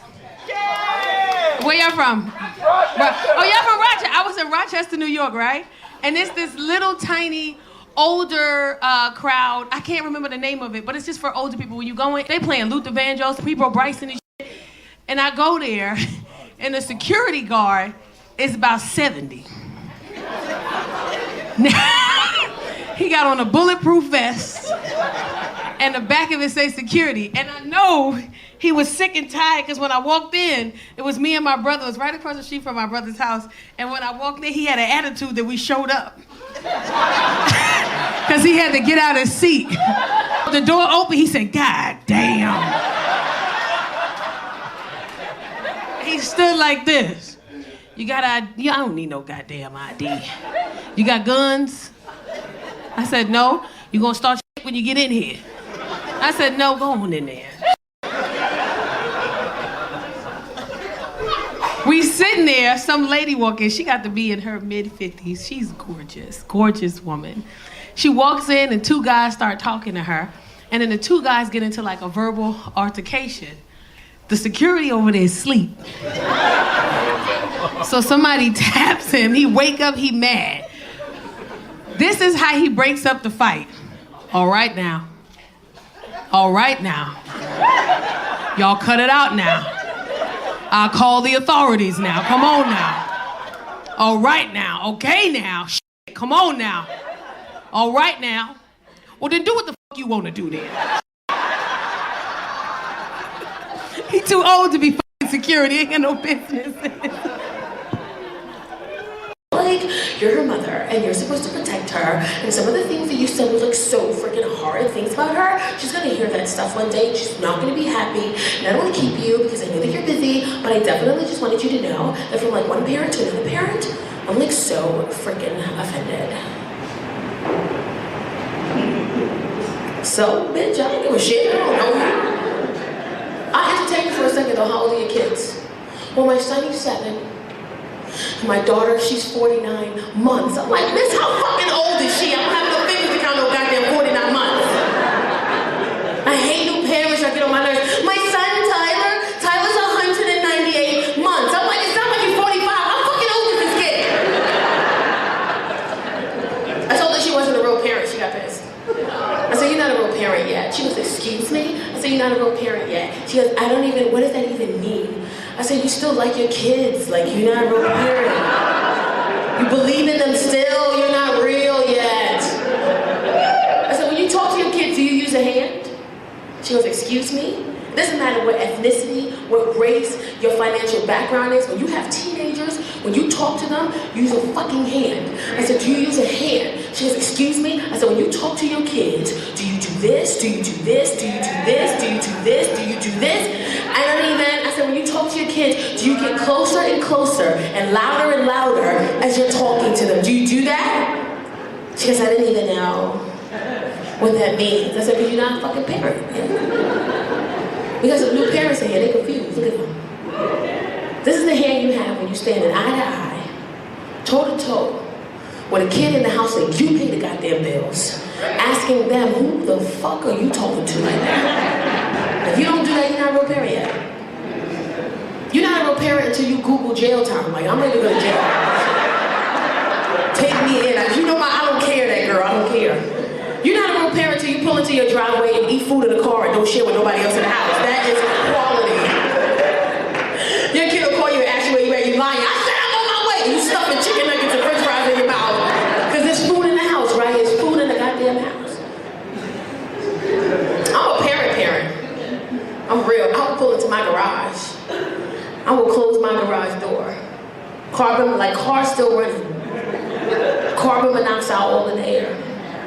I would rather die than share my Chick-fil-A nuggets and lemonade and Polynesian sauce with anybody in this house.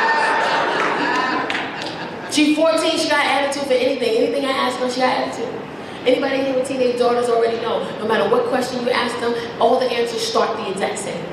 Any question you ask them, the answers start the same.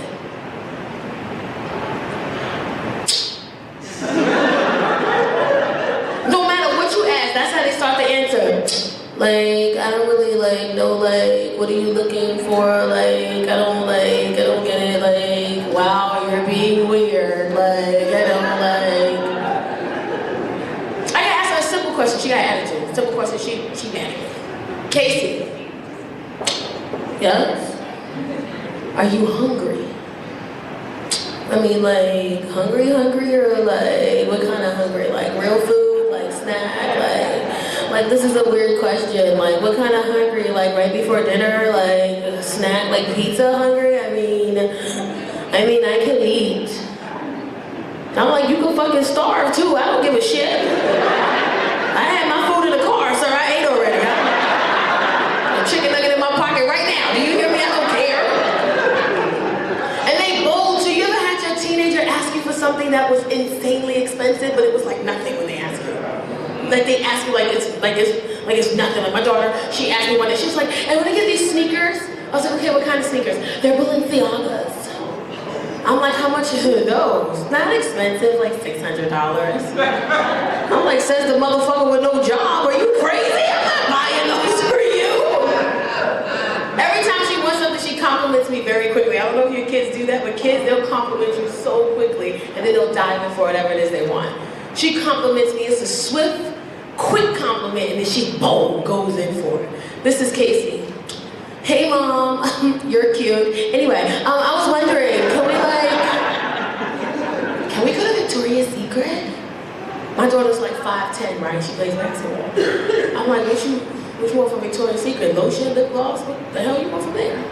She goes, you're so funny. Anyway, I just want to get like some bras and stuff, because when I'm like changing and gym with my friends, they always have like these really cute little bras. They're so cute. They're like lace and stuff. They are so cute. And all my friends have them. They're not even that expensive. They're only like $35, $40. It's not even that bad. So if you just give me like 5 or 6 of those, I'm like, I'm not buying no Victoria's Secret bras. She goes, like, why not? I'm like, cause you don't have Victoria's Secret titties yet. Like, she's like, what does that even mean? It means sit your little Walmart titty ass down right here and take these 3 bras for $5. You know what I'm talking about. They all come on one hanger. It's a black one, a white one, and a beige one. You ain't getting no colors. Are you crazy? You better match those green panties to that white bra. I'm not buying you no colors. This is my daughter's hamper in her bedroom. This is her clothes. This is her hamper. This is where her clothes are. Hamper, clothes. My daughter plays basketball. I pay $100 3 times a week for her coach. That's over $1,200 a month I pay in basketball coach lessons. And you mean to tell me you can't make those fucking clothes into the goddamn basket? I don't care if you gotta dunk it, lay it up, alley-oop, and get it in, goddammit. She want a $40 bra. Is she crazy? But I already know what it is. I know. She think her titties is better than my titties. She do. Y'all laugh. I'm walking around here with a bra on from Marshalls that costs $8.99, and the wire is stabbing me in the heart right now. I'm getting stabbed right now. Ladies know when that wire starts to come out, oh my God. You can feel it coming out and you push it back down and it slides back up and you push it down and it's sliding up. It's like 5 women with a clap, but they get stabbed right here by the wire right here. That shit hurts. You would pull a wire out in public and say, fuck it. You'll be at work or wherever you are and you will get stabbed in the heart. I ain't got time for that shit. You pull that wire out, pull it out in public. It's liberating. It's almost as good as taking a bra off yourself. You know, you get off work. I don't even wait till I get home. I pop that shit off in the car. I'll be in the car, just pop, pop, pop. Some of y'all lucky, y'all got 1 clip. I got like 8 clips back here. You know how unsexy that is to have to help somebody take your bra off? They be like, yeah, be sexy. I'm like, get off me, do my goddamn self. I'm trying to get into so many goddamn things back here. I had one guy count. He was like, 1, 2, 3, 4, 5, 6, like 8 back here, 7, 8. It's a liberating feeling when you take your bra off. All that day all work, it's hot, it's sweaty, you take your bra off, your titties just fall, they go like, woo! You've been in here all day. But when you pull that one bra wire out, it's a liberating feeling. It's a beautiful feeling. But when you do that, that one titty, and this one up, when you pull that wire out, this titty go right to sleep.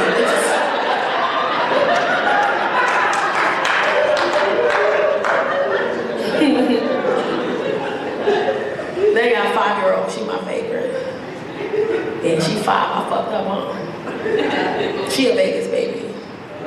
Yeah, she what happens in Vegas is turning 6 on Wednesday. That's Chrissy right there. I love her though, she just honest, like she honest as shit. You ever had a little kid call you ugly? You ugly. If a little kid call you ugly, like they telling the truth. They don't know how to lie. If a little kid call you ugly, you are ugly. You gotta just take your beard and shut the fuck up and take it to the face if a little kid calls you ugly. My dad loved my daughter though. My dad is like, let me tell you the story, right? My dad is like the dopest. My best friend is here, his name's Raheem. He got to hang out with my dad again today. My dad is fucking crazy. So shout out to Ancestry.com because they did this shit. I'm at a show in Bridgeport, Connecticut. I'm at the Stress Factory in Bridgeport, Connecticut, right? And I'm taking like pictures. Like today I'm gonna sit outside, I sell like t-shirts. I take pictures with every single person. I do not charge for pictures. We just take pictures, we talk, we have a good time. And there's this woman in this green jacket, and she's like really antsy, right? And she's like a Korean, Asian, I don't know, her eyes go like this, right? She's standing there, right? Shut up. And She's got on this beautiful jacket, but I'm always really cautious of people when I'm out because a lot of times I'm by myself and I have to be careful because people are crazy. So she comes up to me and she finally steps up on the stage and she goes, "You're my family." And I said, "No, ma'am, I'm not. I don't know how many drinks you had, but you are Asian, Korean, and your eyes go like this, and I am not." And she goes, "No, we're family. My name is Jessie. I messaged you on Ancestry.com. We're first cousins." And I said, "Holy shit, you didn't look Asian in the picture." "Your eyes didn't do that in the picture. How did you do that?" And she goes, "Well, it's me." And I said, "Okay." And then she starts crying. And she goes, "You're the first blood relative I've ever met in my life." She's full on teeter, right? I'm trying to be empathetic, but I got another show, right? I'm like, who is this? Somebody come here, right? So her husband comes out of nowhere. He says, "I apologize. This is my wife, Jessie. She was given up for adoption in Korea at 2. You're the first blood relative she's ever met. And she's 50. And she's just trying to figure out who she is, right?" So I said, "Okay."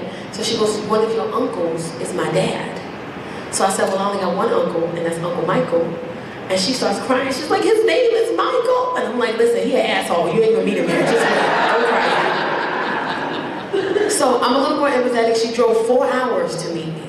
She saw where I was gonna be on social media. She drove 4 hours with her family, her 4 adult children and her husband, just to meet me, her first blood, family member, right?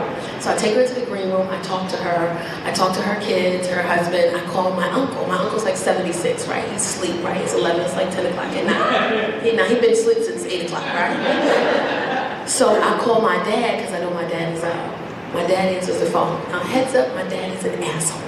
I just want to make sure you know this before I say what I'm about to say. My dad is a fucking asshole, right? I call my dad. I said, "Hey, Dad." He goes, "What's going on, kid?" I said, "Hey, there's a woman here. Her name is Jessie. She says she's Uncle Michael's daughter." "Uncle Michael's daughter? Who the fuck is she?" I said, "She said she's Uncle Michael's daughter." He said, "Well, where's she from?" I said, "She's from Korea, Dad." "Korea?" I said, "Yeah." "Did you know your uncle was in the service?" I said, "I did not know Uncle Michael was in the service." He said, "Yeah, he was in the service. He was running through them bitches back in Korea. I said, "Daddy, you on loudspeaker. Why you ain't telling me I was on the goddamn loudspeaker? I'm saying this shit in front of this goddamn girl. They gonna go hate these?" I said, "Don't do that shit. Don't do that." She said, "Sir, hello. I just wanted to know where I get my crazy from." My dad said, "Oh, you found a motherfucker what you did. That's exactly what you did."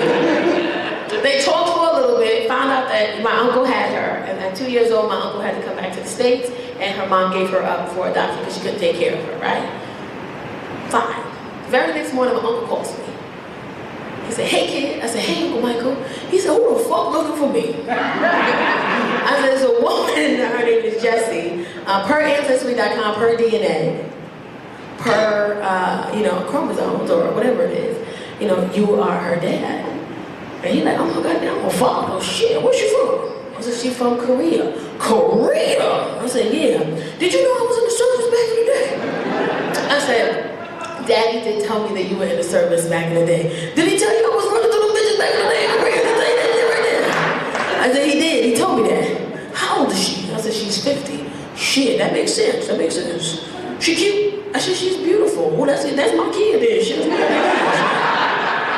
I said, "Uncle Michael, I'm gonna give her your number." "Don't you be giving that motherfucker my number all the way. Trying to give her my number." I said, "I have to give her your number. I'm 76 years old. I don't want to beat no motherfucker. I don't know nobody." I said, "Uncle Michael, this is life changing for her. You're her dad. She wants to meet you. She's 50. This is life changing for her." "Shit, she don't want to go no child support. I ain't gonna go do money." I said, "She's 50, motherfucker. Like she don't want nothing from you." So she said, "Well, then give her my goddamn number." "Shit, go and give it to her then." So I met her on Friday. She talked to her dad for the first time in her life on Saturday. Then on Sunday, they met up in Manhattan and hung out for 8 hours. He texted me the whole time. He was like, "This motherfucker keep crying. Every time I say this motherfucker keep crying and shit." Cool story, right? Sweet story. She's coming to LA in 2 weeks. I'm gonna hang out with her in LA in 2 weeks. Beautiful story, right? But my dad don't like that shit. My dad don't like it. My dad calls me Monday morning. "Hey, kid." I say, "Hey, Dad. So let me ask you a goddamn question with this shit, okay? So you spit in the cup and you give it to the internet." I said, "It's sad that you said it that way, but yes, that's exactly what the fuck I did." I spit in the cup. "So you give it to the internet and then they give you a little and put it up on the goddamn social media or whatever the goddamn thing is, and the people will just find you. I said, essentially, yes.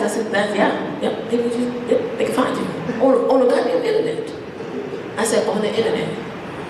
So people would just text it in and just see if they related to you.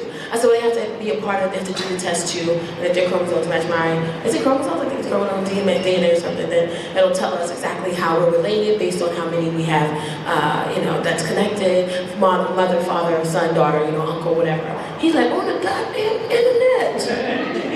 I said, yes, Dad. So if the people can find you, then they can find me, huh? I said, essentially, yes, Dad. Why don't you go on ahead and just deactivate the shit for me? I said, what? He said, take that shit down. I said, I'm not taking that down. Take the motherfucker down. I said, I'm not taking it down. He said, you don't know who's looking for me. I said, ain't nobody fucking looking for you. He said, you don't know my goddamn life. These motherfuckers is lost. I said, Daddy, ain't nobody looking for you. Ain't nobody fucking looking for you. Calm down. Take the motherfucker down. I said, I'm not taking it down. He said, you're gonna ruin this whole goddamn family. You keep that goddamn shit up there like that. I said, Daddy, ain't nobody looking for you. He said, you don't know my goddamn life. So I'm gonna tell you something. Don't tell your mama. Mind you, my mother been divorced for 20 years, right? He hates my mother, but he loves my mother. But if you mention my mother in front of him, he calls her a bitch. He be like, that bitch, I can't stand that bitch. Let me tell you why, because my mother married the guy that she told my father not to worry about. So my dad has never, they got 8 kids together, he has never let it go. If you mention my mother, today we was in the restaurant, I said something about my mother, and I was like, Daddy, I'm on my way to your house. He said, all right. I said, yeah, I just came from seeing mommy, so we're on my way now. He said, y'all on your way? I said, yeah, we on our way. Don't you bring that bitch to my house. I said, I didn't say mommy, I said me, motherfucker, what's wrong with you? So he said that back in the day when he came to the States, he went to Hunter College in New York. He said, I was at Hunter College. Hunter College, they had the dorms. They had a dorm full of men, just men everywhere. And then across the campus, they had 3 floors full of women, just fucking fine-ass goddamn women all over the place. Baby, I was running through them bitches back in Hunter College like a motherfucker. I said, Daddy, what does that have to do with anything? Somebody could be looking for me, and I don't got no goddamn child support money for no goddamn money. I said, don't nobody want no fucking child support money for you, Daddy. Ain't nobody come to take the shit down. I didn't take it down. He hung up on me. Then an hour later, he texted me and it said, ... deactivate the shit. And I was like, my dad hates my mom. He really does. But I love him. Like, my dad was an alcoholic when I was growing up, but he was like the fun alcoholic. I know that sounds weird, but he was. Because you could win as long as you had a beer. Like, I was like 10 years old with beers in my book bag, just so I knew. And I could because he always found a reason to celebrate. My mother would be like, Tacarra was fighting in school. Did the motherfucker win? Well, give me a goddamn beer. It's a celebration over here. She got a D in math, but then the motherfucker failed. All right, then give me a goddamn beer. That's a goddamn celebration over here. That was my dad. My dad was supposed to beat me one day, right? Because I did something really bad. And my dad was supposed to beat me, but he was drunk, right? So he was like, I'm gonna whoop your motherfucking ass. I was like, please don't beat me then. He was like, I'm gonna bust your ass. I was like, but there's beer in the kitchen. Oh, there's beer in the kitchen? I said, yeah, I can go get you one. So who give me on that beer then? So I gave him the beer. He looked at the beer, he opened it, he sipped it. He was like, shit, your mom gonna be mad, huh? I said, I don't know. He said, well, run in your room and fake cry. So I'm running around, make it better. It's the best. I got to stay up late. My dad would finish his beer and forgot he finished his beer, and I would put another one there. Because I was sneaking and watching TV. I wasn't supposed to. So I'm like behind the couch watching TV. As soon as he put the beer down and it was empty, I would fucking put it to the side and I'll put another one there. And he'd be like, yeah, what's your shit? You know what, God? I see you looking out for me. Goddamn, I see what you did there. Shit, good. That man is good. I love him so much. He loves my 5-year-old. My dad, he really loves her. He said he loves her because she is, she's not tainted yet. That's what he said. He said she's just honest. So when she do stuff to make you want to fight or don't, she's just trying to tell you the truth. Like, she told me the truth about my size. Like, I don't have a trainer, I'm working out, I'm trying to get in shape, but my daughter teaches me about my size all the time. She let me know how fucking big I am all the time. And she don't say nothing to me, it's just the stuff she do indirectly hurts my feelings. Like one day I come home from work and she got on a tube dress, right? The tube dress is like this big, when you put it on, you stretch, and go from here to here real quick. She got one on. Hers say Nike on the side, right? And they got a hole in the back, and her whole ass is hanging through the hole, and she's just walking around doing this around the house. So I'm having a heart attack. I'm like, where'd she get this goddamn dress from, right? So the first thing I think is Casey's, right? I call Casey. I say, Casey! She come running down the stairs. She see her, she start laughing. She goes, why is she walking around like that? Because she just walking around the house just doing this shit. I said, that's not funny. Where she get that dress from? She goes, I don't know. I said, that's not your dress? She goes, no. I said, you didn't get that dress from one of your little friend's house and you thought you was going to wear it when I wasn't around? She goes, Ma, I'm 14, I don't wear things like that. I said, where the fuck did you get that from? She said, I don't know, that's not mine. So then she said, maybe it's Chase's. So I'm like, oh shit, Chase be bringing girls in the house, right? So I called Chase down the stairs. I said, Chase! He come run down the stairs. He goes, yes. He sees the baby, he started laughing. She still got it on, say Nike on the side, and got a hole in the back, whole ass hanging through the hole. And she's just walking by, all three of us is doing this. So I said, that's not funny, where'd she get that dress from? He said, I don't know. I said, that's not your dress? He's like, that ain't my dress. I said, where'd she get it from? He said, I don't know. I said, you be bringing little fast-ass girls in this house, and they spend the night or spend time here and leave things like this behind? He goes, Mom, I don't even bring girls to this house because you crazy. That's one. And two, if I did bring a girl to this house, she not gonna wear that because that's inappropriate. I said, where did she get it from? He said, I don't know. I said, Casey? She goes, it's not mine. She still got it on. Black dress, Nike on the side, hole in the back, whole ass hanging through the hole, and she just walking by the three of us. Just keep doing this. So I get frustrated, right, and I grab her. As soon as I grab her and I feel the material, I was like, oh shit. That's my knee brace. You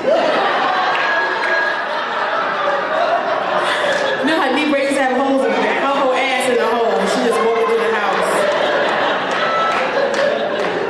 That shit hurt my feelings. I let her keep it. I'm not gonna put that back on. That's on her body, ma'am. Her body. This is my knee. It fits her body. I don't want that shit back. I said, you can have it. She goes, I can have this? I said, yes. Just put some panties on next time you wear it. Get out my face.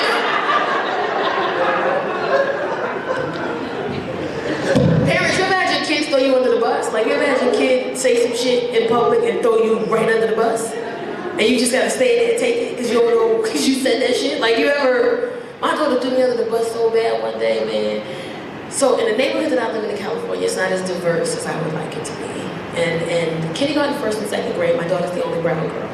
She gets teased a lot from, the kids in her class, the kids in the grade. They call her brown, they call her ugly, they call her chocolate, they talk about her hair. And there's a little Mexican girl who does it all right. Now, I'm Belizean, which is Hispanic too, and I'm saying that because I might say something really racist right after this, right? And I just want you to know that I'm Hispanic too. So she teases her. One day they even the little girl gave her a handful of black jelly beans and told her, this is your family. So my daughter comes home with the jelly beans. I don't know, I start eating them, right? She starts freaking out, right? She's like, what are you doing? That's my family. I'm like, I'm sorry, these are my favorite. Why would you bring these, right? So I have a meeting with the principal. I have a meeting with the mom. I'm having a meeting with everybody about this. The mom comes in and talks to the mom. The mom's really like nonchalant. And for the record, I'm a teacher. I taught in New York for years, and then I moved to California, and I taught with the sheriff's department for a long time, and then I, stayed up, just kind of picked up, and I had to let it go. Just to say I know the educational system. I know the education system very well. I go to the principal and I said, can you set up a meeting with the mom? The principal says, I can't, because it's a liability issue. If something happens between the two of you, we are responsible. I said, something will happen between the two of us, so you help me.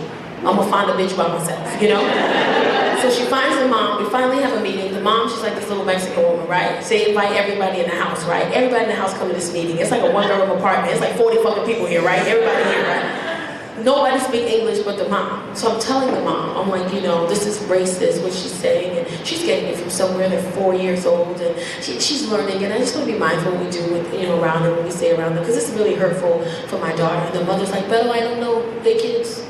I said, I know, but I'm telling you that this is not okay, and it's damaging to my daughter. Beto, I don't know what you want me to do with these kids. I said, why don't we do this? How about we hang out all together? We can go skating this week and I'll pay for it, and let them see us hanging out together, so that way they can know that it's okay to be friends. She goes, Beto, I don't know what you want me to do. I said, I just fucking told you what I wanted you to do if you listen to me. She don't want to do it, right? My daughter comes home a week later, the girl hit her. I'm in the kitchen frying chicken, right? Because I like chicken. And I'm frying it, right? And she comes up in the kitchen, she crying. She goes, Mommy?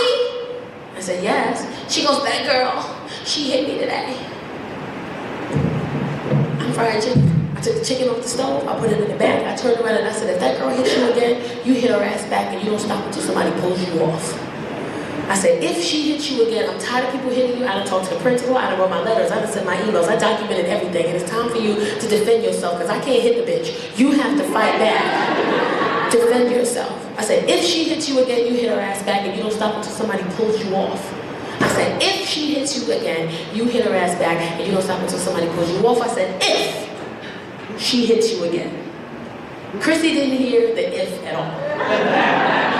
And I should have known from the first time I said it. I said, if that girl hits you again, you hit her ass back and you don't stop until somebody pulls you off. She goes, I could hit her. I should have known right there. I didn't. I'm not paying attention, right? She come down from school the next morning, she a whole different kid. She off. She got her pajama shirt on with her jeans, her book bag open, shit falling out, jacket on upside down, 2 different sneakers on. She excited though. She's standing at the front door singing, I love school, school's my favorite. I love school, school's my favorite. 1 + 1 = 2. I said, you're gonna have a good day at school today. She goes, I'm gonna have a great day. I said, you want breakfast? She goes, yeah, I'll take some Frosted Flakes. I take her into the kitchen and put the Frosted Flakes in the bowl. I turn around to the fridge, get the milk out the fridge, turn back around to the bowl. Frosted Flakes gone. She ate them shits dry. You know how hard Frosted Flakes is? She tore them. I'm looking for her. She back at the door singing, I love school, school's my favorite. I love school, school's my favorite. 1 + 1 = 2. We get in the car, she's buckling her seatbelt and she's still singing, I love school, school's my favorite, I love school. I'm singing with her, school's a favorite, 1 + 1 = 2. I like this song, that's a cute song. Where you find this song? Drive her to the school, the volunteer mom's there, they open up the car, get her out the seatbelt, get her out the car, she starts walking into school. I said, Chrissy, she goes, yes. I said, have a great day at school today. She looks at me, she goes, I am.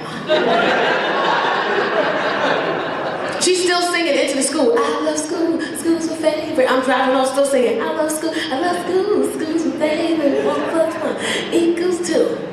I get 1 block.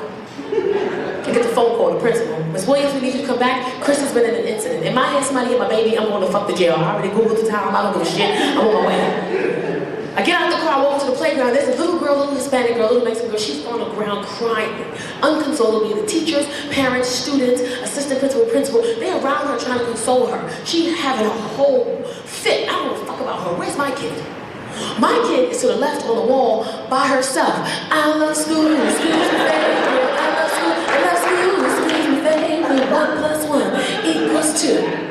I walk over to my daughter, the whole crowd shifts and they're following me now. I'm walking her, I'm like, Chrissy, what you doing? Oh, what are you now? What?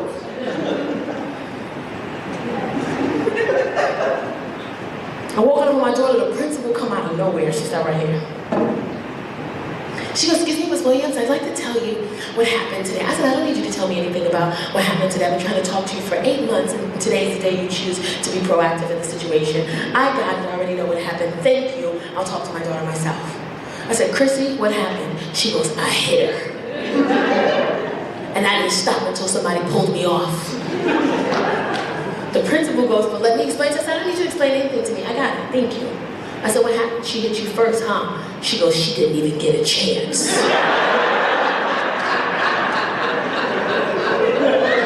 Okay, I said, she said something mean to you, right? She goes, not out of those lips. All right, give me 1 second. She threw something at you today, right? She goes, Mommy, she didn't even see me coming. Okay, now I'm confused. I'm lost. I asked her. I said, Chrissy, then why did you hit her if she didn't hit you? She looked me in my face in front of everybody, the students, the parents, the teachers, assistant principal. She looked in my face in front of everybody. She goes, because you told me to. I said, no, I didn't. She goes, yes, you did. I said, no, I didn't. I didn't tell her to do that shit. I didn't tell you to hit nobody. No, I didn't. I didn't tell her. She goes, yes, you did. I said, no, I didn't. No, I did not tell her to hit anybody. I did not tell her that. I did not tell you that. She goes, yes, you did. And then I called her a fibber. I said, you are lying right now. You are being a fibber right now. And she went the fuck off. She went off. I said, you are being a fibber. She goes, no, I'm not. I'm not even lying. I'm not lying. I'm telling the truth. I came up yesterday from got so mad, you was frying chickens in the kitchen. You was frying chicken, you took the chicken off the hot stove and you put it in the back. You turned around and you looked at me and you said, I'm sick and tired of these Mexican motherfuckers fucking with my baby. These taco eating, guacamole making, empanada loving, salsa making motherfuckers fucking with my baby. And when you go to school tomorrow, you hit her ass and you don't stop until somebody pulls you off. Remember?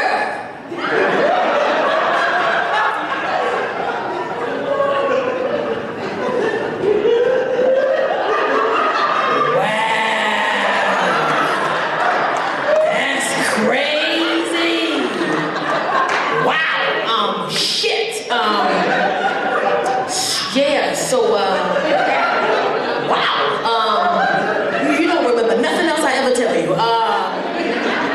So yesterday, she came home. She was crying because they was teasing her. Yeah, because it was, shit. I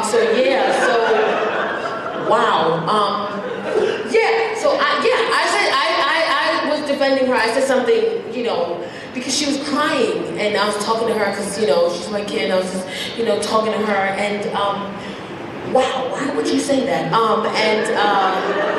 So I gave you mad cookies. But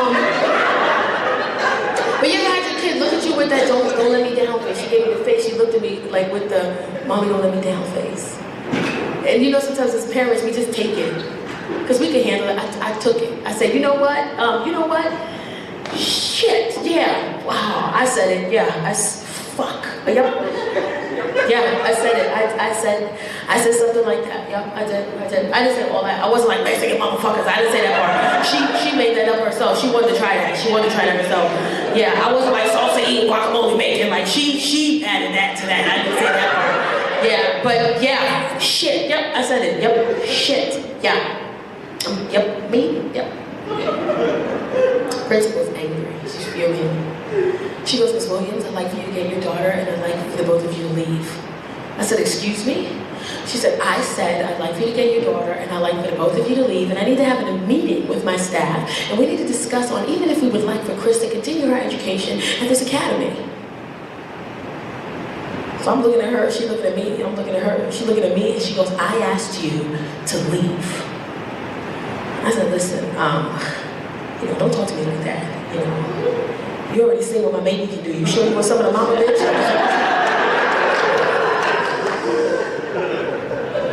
She don't go to no more, they kicked us out. I didn't even know they had security. The security guard came out of nowhere. This big old black dude came out of nowhere. He's like, Miss, you gotta leave. I was like, first of all, I ain't going, hey! Look at you, I'm not leaving, I'm not leaving, I'm not leaving, I'm not leaving. Not leaving. I went on a date with a 23-year-old. It was weird. I was like, went to New Orleans with my friends. I was like drunk. But not like regular drunk, like drunk, like relationship drunk. I think people in relationships get drunk different from everybody else. Because it's like no matter what happens, he gonna make sure you get home safe. No matter how drunk you get, he gonna make sure you get home safe. He gonna curse you the fuck out when you wake up in the morning. I miss y'all. Here at Chuck. Some of y'all like, bitch, we don't even know you. But for the ones who do know me, I miss y'all. I be on the road, I be touring, I be filming, I be doing stuff. I'm grateful, I'm humble, I'm happy. I still ain't got no man. The shit just sad, bitch. I don't even think I'm missing nothing, honestly. I just learned in therapy that I want to take everything. I want love, I want affection, I want gifts, I want to be spoiled, but I don't have it in me right now to give back. Like somebody be like, I miss you. I'll be like, oh. I don't know what he want me to do with that. You know what I'm saying? Like, what am I supposed to do? Been out here dating, I got me there's a lot of older gentlemen in here. What y'all doing in here? There's a lot of Clydes in here. Hey, sir. I like me a good old cat daddy. Where they at? Come here. I'll talk to you for a second. The crazy thing is that older gentlemen, y'all be on social media. Like my sister, I'm gonna punch my sister in the mouth. She put my father on social media. My father is in his late 70s. She gonna get that man a goddamn Facebook. He don't know what to do on Facebook. I'm touring, I do some backstage, videos. I post a reel. The music to the reel is Beyonce, and she says, "You can be my daddy if you want to." Naturally, men comment back and say, "Shit, I'll be your daddy." My dad in the comments arguing with everybody because he not paying attention to the music. All he see is a bunch of niggas saying, "I want to be your daddy." My little sister called me. She said, "Hey, call dad and check on dad."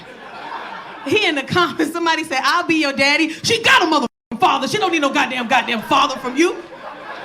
What's wrong with y'all motherfuckers in here talking about some everybody want to be a father? I'm her father. So I called him. I said, "Hey, dad, you can't do that." He said, "Do what?" I said, "You can't be arguing with people in the comments because nobody knows you're my dad. You just look like a crazy ass sugar daddy gone bad." "Well, shit, that's right, huh?" I said, "That's right, Dad. Nobody knows you my dad." Shit, okay. I said, "You can't do that." "All right." I'm like, "Okay." 30 minutes later, I'm getting notifications.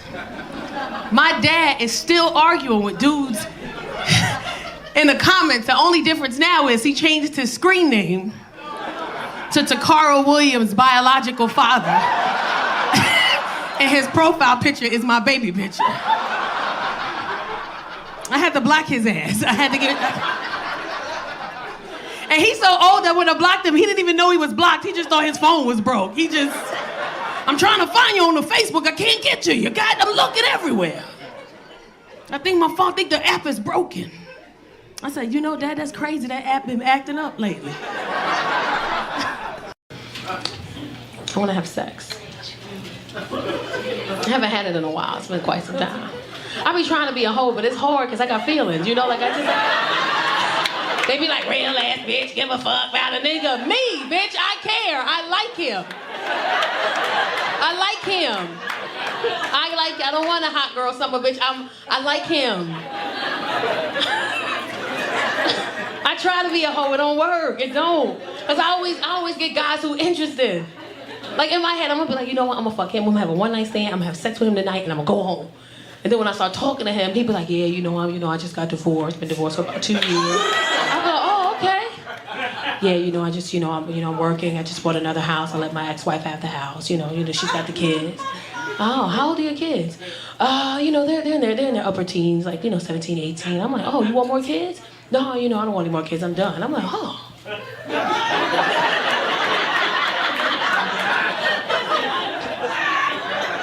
That's your real hairline?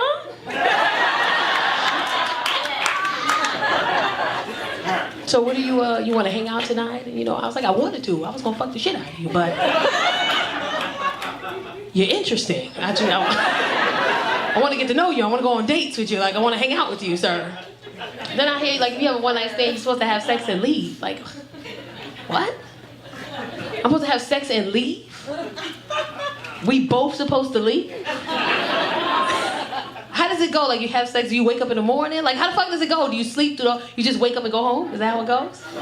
You don't know? I'm asking her, yeah.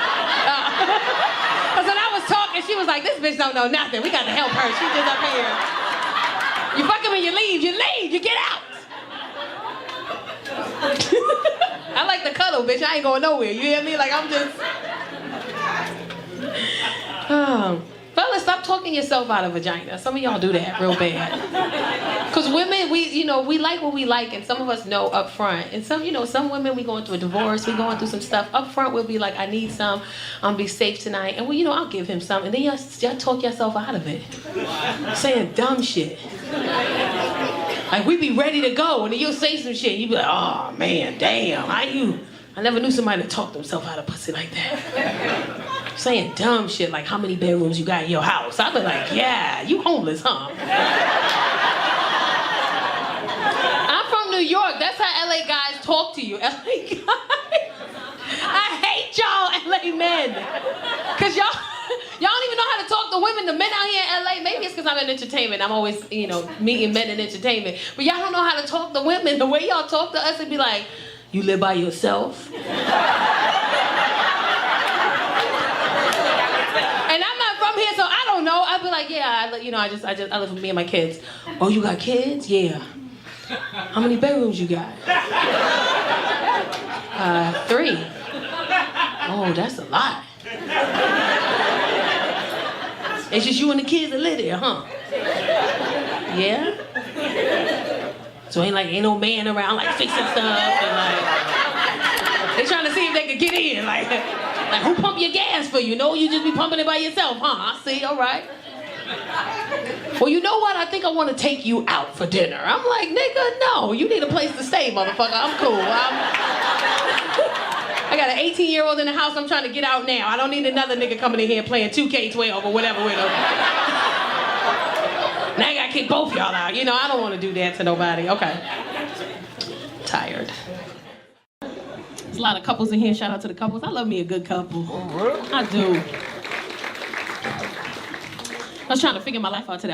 When I was getting dressed, I was like, oh, you know, I had an outfit I was gonna wear, and then I didn't wear it because it didn't stop raining. So I switched up my outfit, but I didn't switch up my underclothes. And now I got these thongs on. This shit is killing me. Like,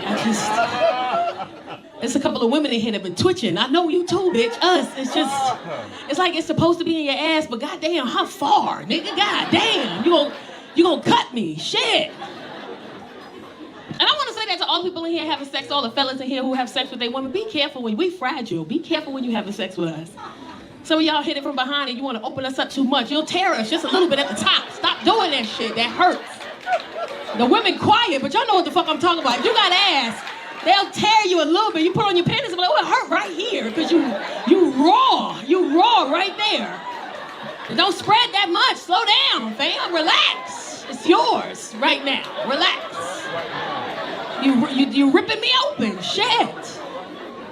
There's a woman in here right now with a little bit of hydrocortisone right here. It's okay. It's okay. I'm saying it for you because you're scared. You don't want to be a bitch. That's okay. I'll say it. Stop ripping us like that. That hurts. You're hurting us. Look at the one with the little asses. I don't understand what. How could he rip you? How could he do that? Just ripped you open. These men get excited back there. They just be like, oh, and they're like, calm down, Sylvester Stallone. Relax, nigga. You're hurting. You don't see the blood? You just gonna keep going. Okay.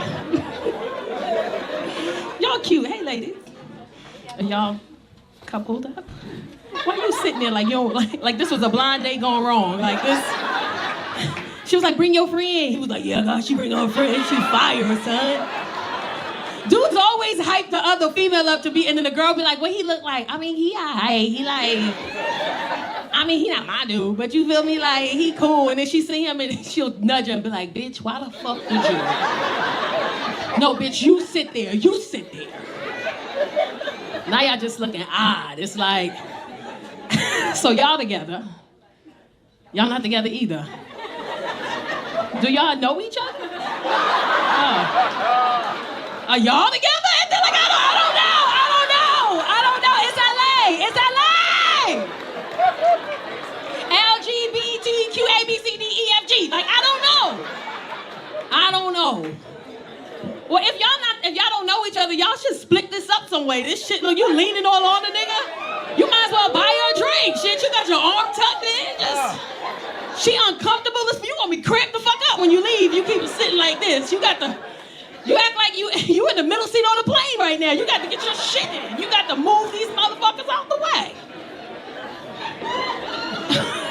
You being in the middle seat on the plane, you just put your hands on both armrests. I wish a motherfucker would.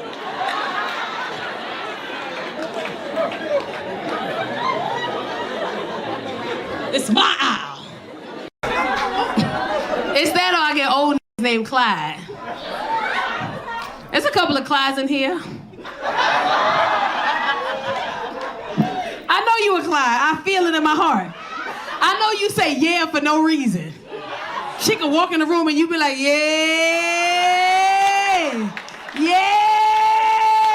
there it is.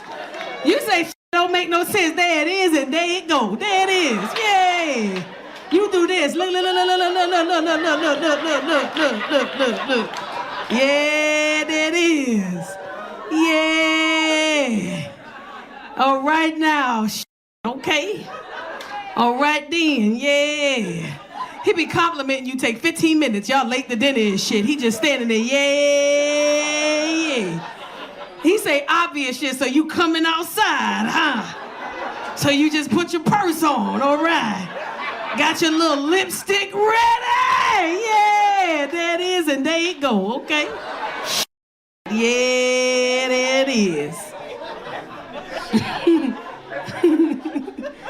I was talking to an older dude. I stopped talking to him because he followed me on Facebook. He followed me on Facebook, and I don't know who in here followed me on Facebook. I have tens of thousands of pictures on Facebook. This man liked every picture I had on Facebook. Not only did he like every picture I had on Facebook, he commented on every picture I had on Facebook. Not only did he comment on the picture, he said the same shit on every picture. There she go. Look at her. My baby girl. My little sister called me. She said, hey, one of daddy's friends is on all your pictures being inappropriate. You might want to call dad and tell dad. I said, first of all, that's my man. Don't do that. Don't treat my baby like that. That's my boo thing. She 18. She's so extra. These kids nowadays are so extra. They so soft. Like, I grew up in New York in the South Bronx in the project. So before I was 10, I witnessed some shit before I was 10. Murders, rapes, like just bullshit before I was 10. Overdoses, dead bodies. Before I was 10, it was traumatic. So I told myself, when I have kids, I'm gonna put myself in a position to where my kids don't have to experience the shit that I experienced growing up. And I sit here today with 2 grown-ass kids, and I'm like, damn, maybe they should have saw some of that shit. You know what I'm saying? Like, God, look at that crackhead. Look how fast they walk. Look. Look at this dead body. That's gonna be you if you don't wash the dishes when I ask you to. You want that to be you? Wash the dishes. Bitch. My daughter, she 18, she's so extra. These kids nowadays, she talk with her whole body. Ma'am, she talk with her whole body. It doesn't even matter what ethnicity or race you are. All the kids are doing it. They talk with their whole. I can ask her a simple question. Simple question. Simple question I asked her. Casey, are you hungry? That's all I asked her. I said, hey, I got a show tonight. I'm not cooking. I'm gonna get some takeout. Are you hungry? Simple. All I asked that raggedy bitch was one question. I said, are you hungry? This is her response.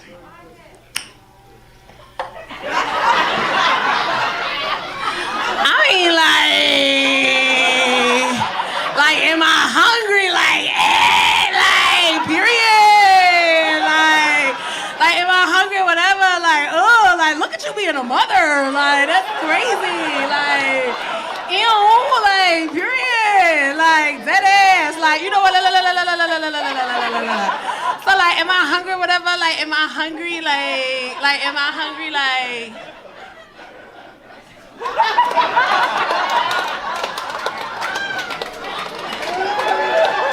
Like, what is you looking at? Like, so anyway, like, so like, am I hungry? Whatever. Like, am I hungry? Like, am I hungry? Like, am I hungry? Like, am I hungry? Like, you know what? Like, I'm hungry, but I'm not like I'm hungry, but I'm not like hungry. I'm like, bitch, you wanna eat or not, bitch? Bitch. It's just too informative. It be information I don't wanna know. I don't wanna know that your booty hole pink or brown or whatever it is. Your pink and like I don't deliver that to me in a box. I don't wanna know. I think the majority of people's if they black is brown. I don't think it's a big surprise. I don't like them songs. They just... Have y'all listened to the whole song? My 18-year-old, she was like, listen to the song, it's disgusting. And I'm listening to it. She like, where the niggas? I'm looking for the hoes. I'm like, oh, why? Why are you looking? And then she announced on the podcast that she says she is the STD queen. Y'all in here, yes! I don't want to do this to nobody music who the STD queen publicly. Now I understand why she was so excited that her private parts were regular colors. Now it makes understand why she was like, my pussy pink and my booty hole brown. Yay, congratulations, go you. Because when you the STD queen, that should be green most of the time. You feel what I'm saying? Like, she got it back to the normal color. I know y'all in here eating, my bad. I'm sorry. I just don't like that kind of music. I like music that make you think about love. I like old school 80s and 90s. Like, give me some. I remember when he was a note. Remember that was a note? Like, they used to be singing. They used to hit the he. Any song, they put an H in it. I love you. You be like, what? But I love you too. I like it. I don't want no music that make me want to fight. This why kids come out crazy, because this is the music they made to. They made to my pink, my booty hole brown. Then they come out crazy. Especially women. Like, let me tell you something. My daughter, she 18. She taught me that we crazy. My daughter taught me that every woman is crazy. Every female in here is insane. I don't care what ethnicity, race, background you are. Calm down, sir. Ain't no way I'm gonna say every woman is crazy and you clap to it. We will f you up. You didn't just hear me say that we crazy. Oh, it was him, right? Yeah. Oh, and you put your hand up. Oh, you bold in the mother, ain't you? Is that your lady next to you? That's your lady next to you? Okay, you think you crazy? You know why he's speaking out loud? Because he got witnesses. He's like, let me say it in here where I'm protected. I'm protected at the Laugh Factory on chocolate Sundays. What would make a man who doesn't know a woman at all say, I'm going to send her my dick? Because women, we don't send vagina pictures. I can't think of one woman in here right now who said, I sent pussy pics before. Because first of all, pussies is ugly. We don't even want to see it. So we don't even want to send it. Why do y'all do that?